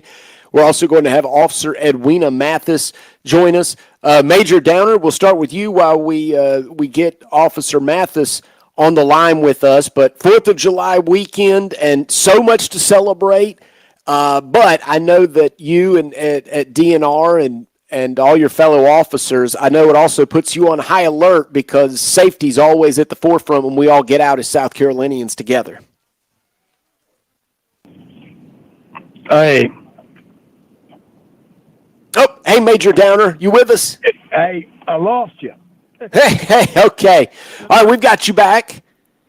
Okay. We got you back. We are good. I was just saying, Major Downer, I know that the 4th of July weekend, look, a great holiday, and what a great state we have with all of our waterways and lakes and opportunity to enjoy it. And I think we're going to have good weather across the state. But I know that at DNR, you have to be diligent as well and remind everybody to take care of their neighbors when they're out there as well. I know safety is always on your mind when we talk about holidays. So, yeah, we're in the July 4th week. Again, we're in the middle of what we call, the 100 deadly days of summer, and that's not to be negative. It's just to remind folks that the time, as we always say, between Memorial Day and Labor Day are the 100 most deadliest days on our waterways and our highways. So we partner with the State Highway Patrol, Department of Public Safety, and DNR partners together to remind our boaters, our people driving to go to visit people, to have parties tomorrow for 4th of July, to celebrate, to be safe on the road and on the waterways. And our part, of course, is the waterways.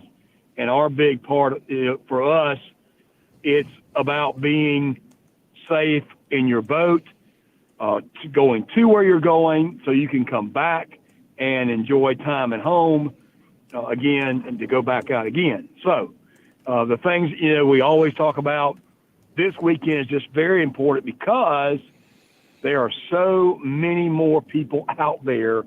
Already tonight, I'm hearing a word from local lakes, just a lot of crowds gathering already.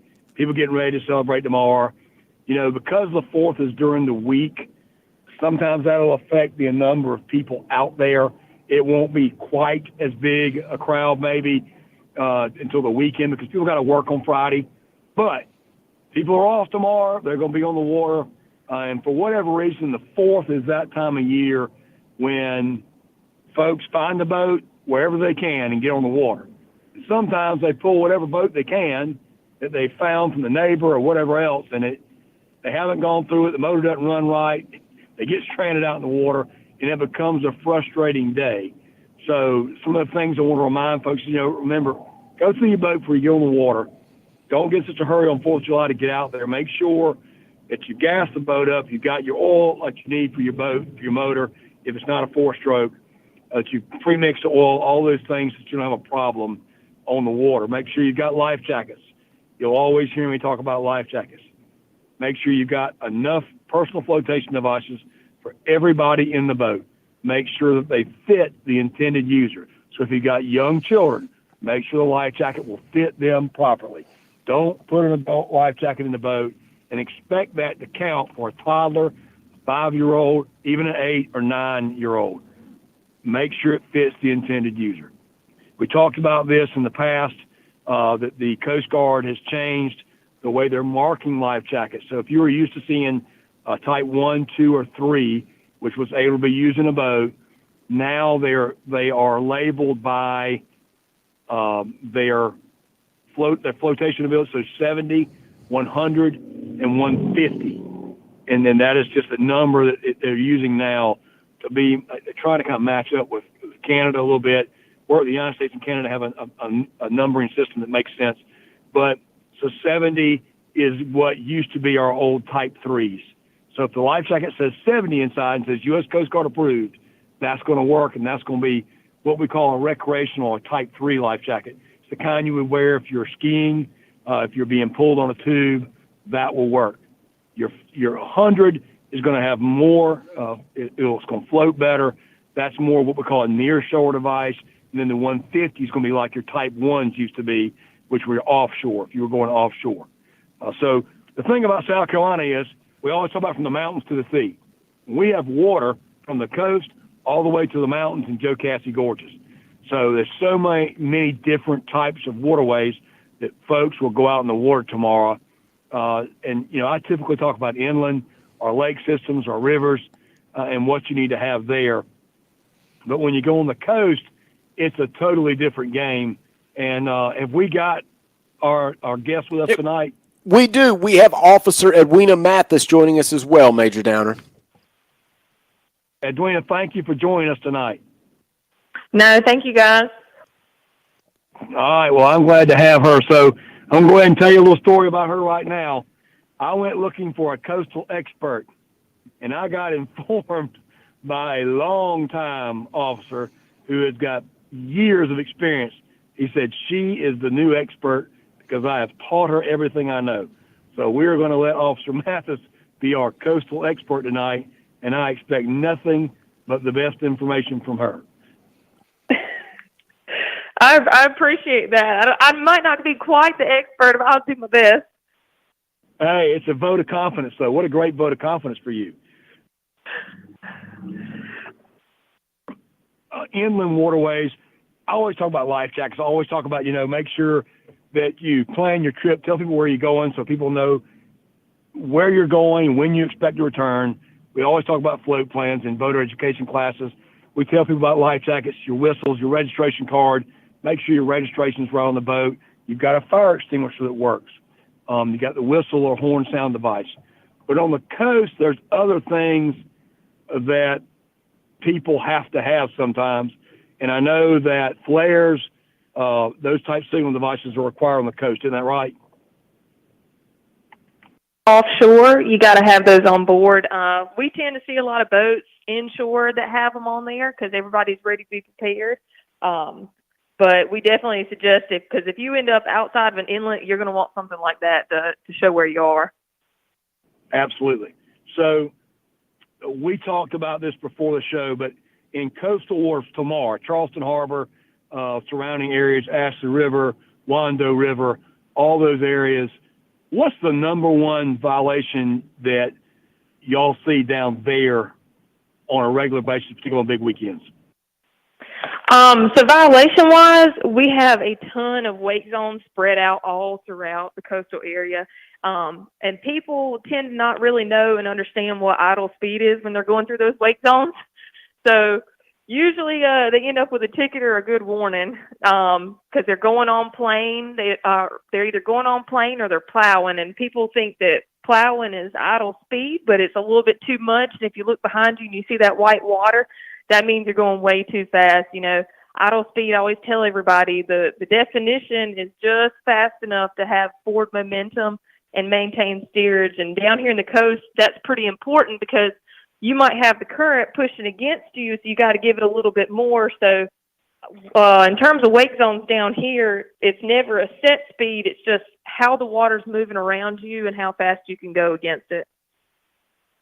So that's a great point. I want to highlight something you said because in our upper, in inland lakes, we have wake zones, of course. Typically, you see a wake zone, which is part of the non-lateral system. That's a white buoy with an orange circle on it, and it's going to say no wake. It's going to say no wake, in this area potentially. You see the words no wake. And we know that typically is around landings that have fueling facilities, public landings, areas of congestion. But on the coast, it's a little bit different. There's a lot more of them, and sometimes they can be extremely long, like Wapu Cut, for instance. I know, Edwina, you're familiar with that. Yeah, you're gonna spend a good 45 minutes, and on a hot day, it's a long 45 minutes cruising through that wake zone.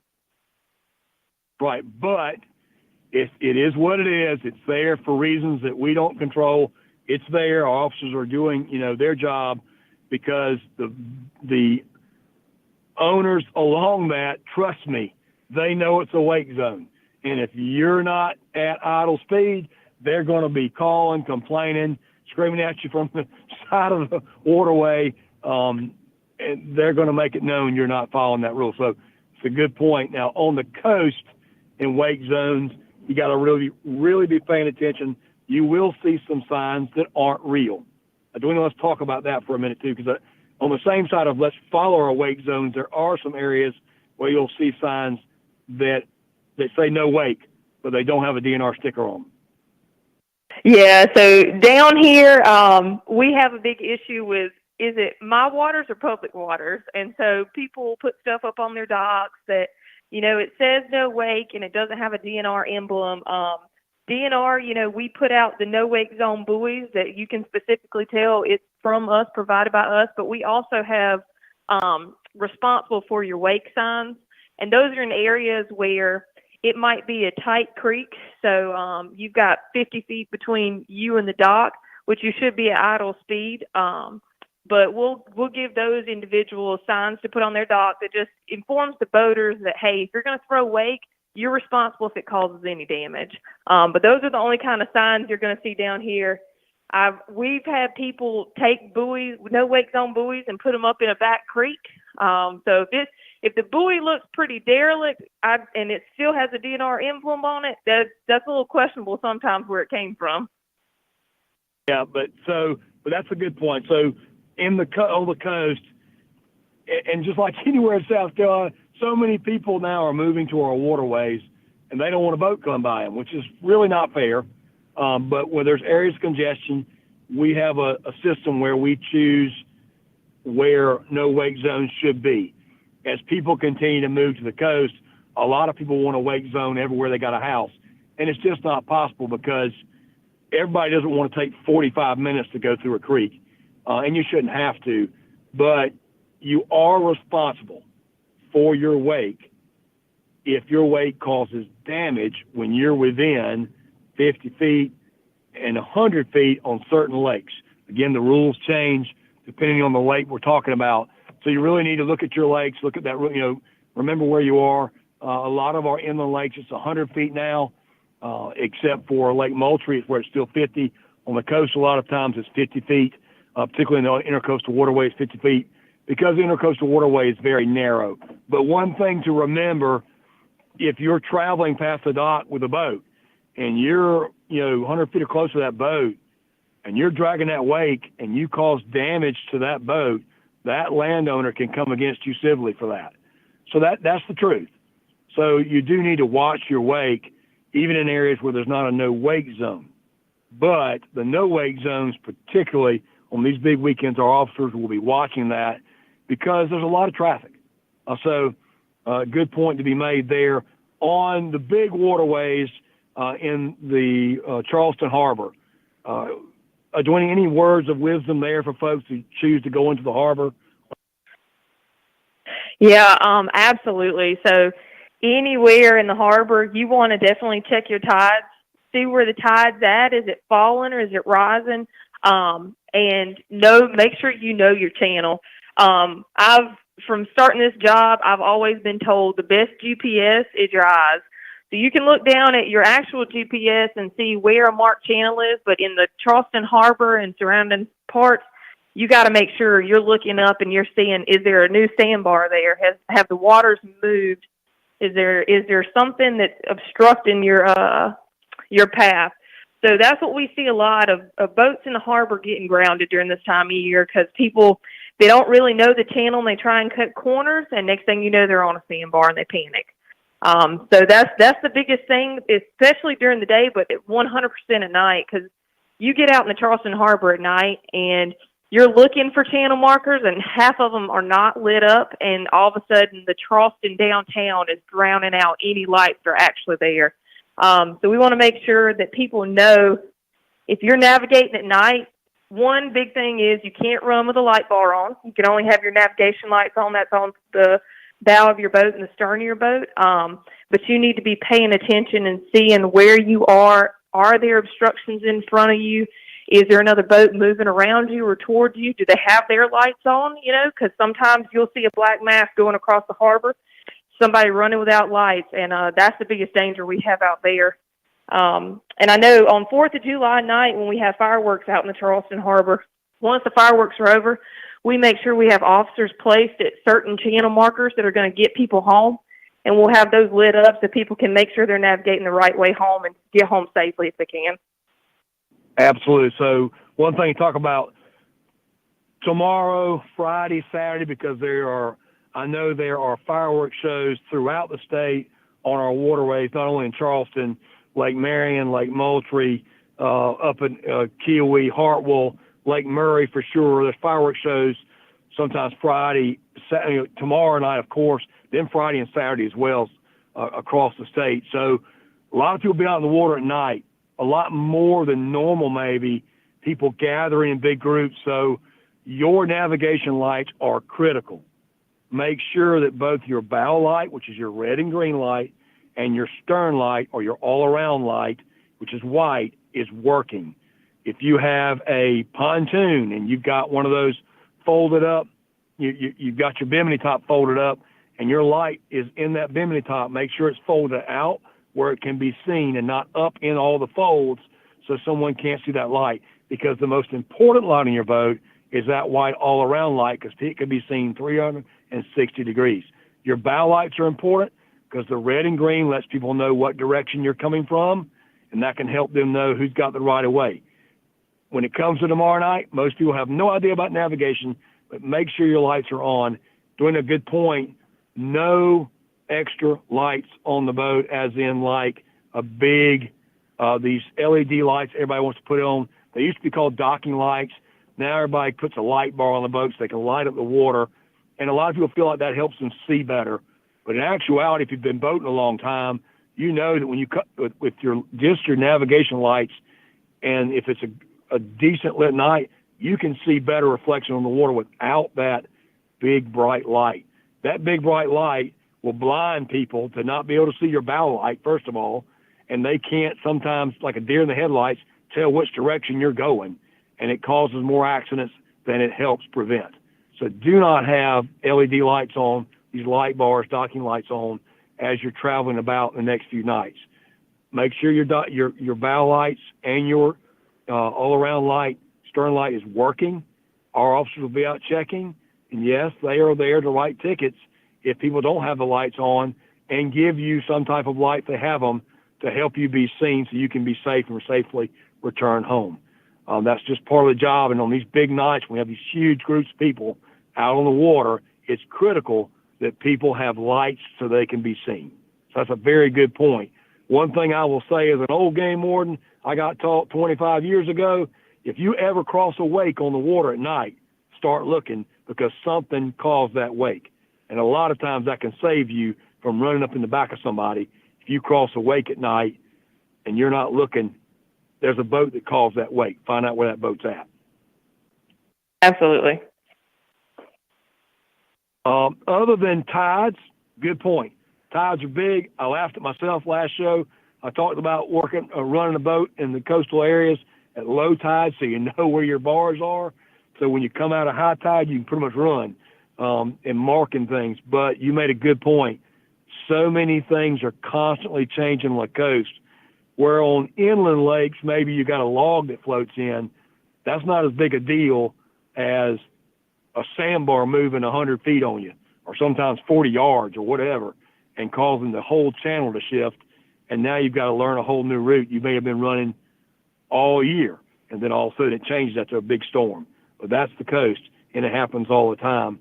Any other words of wisdom for our coastal folks this weekend? You know, I kind of tell everybody, be as safe as possible.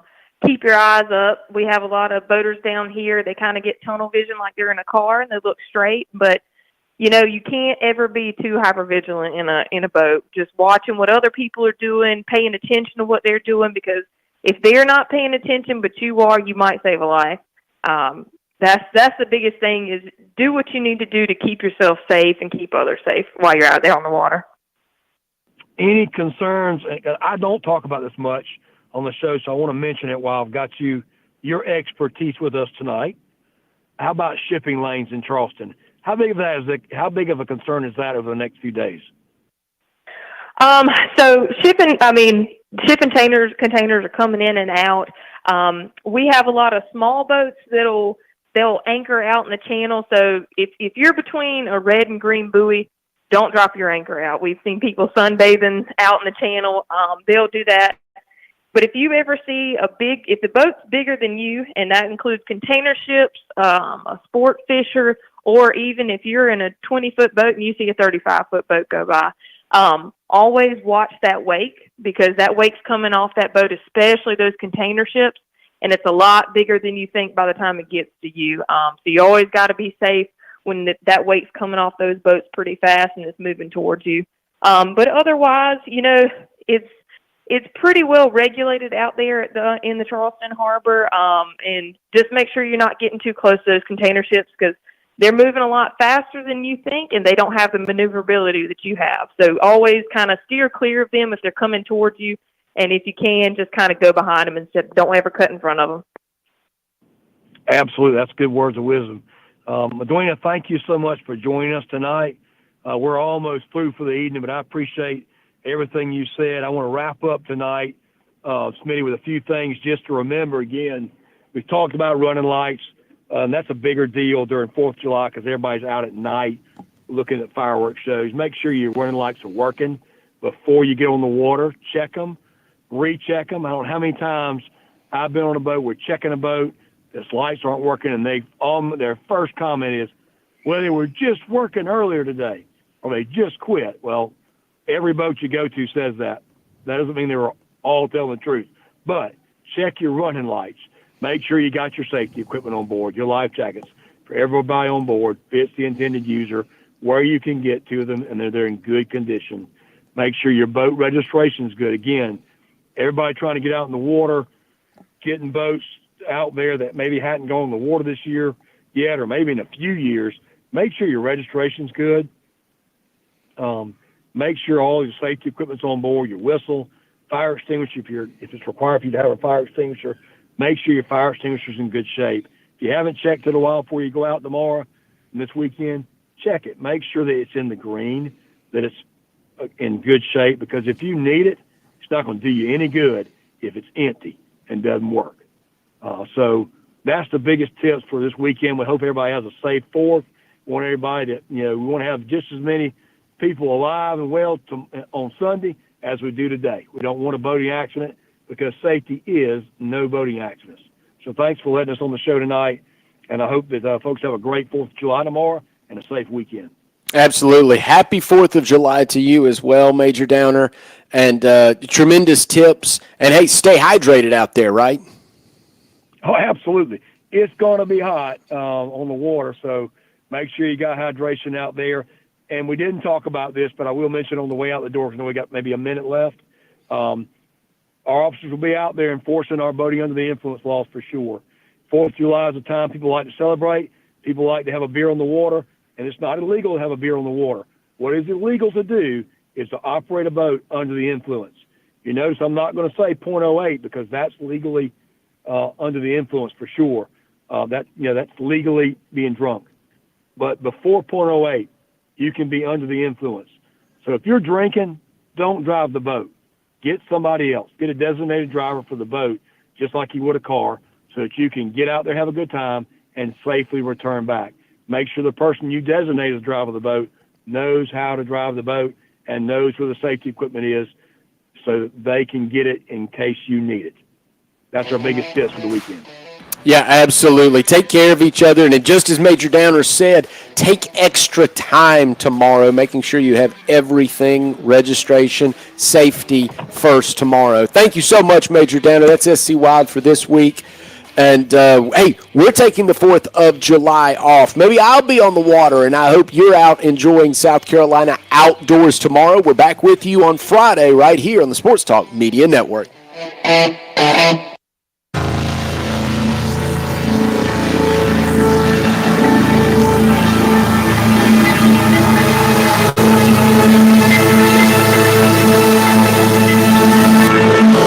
WQXL Columbia, W264DF. Grills, outdoor kitchens, fireplaces. Summer sizzle starts with Bart. This is 107 The Point.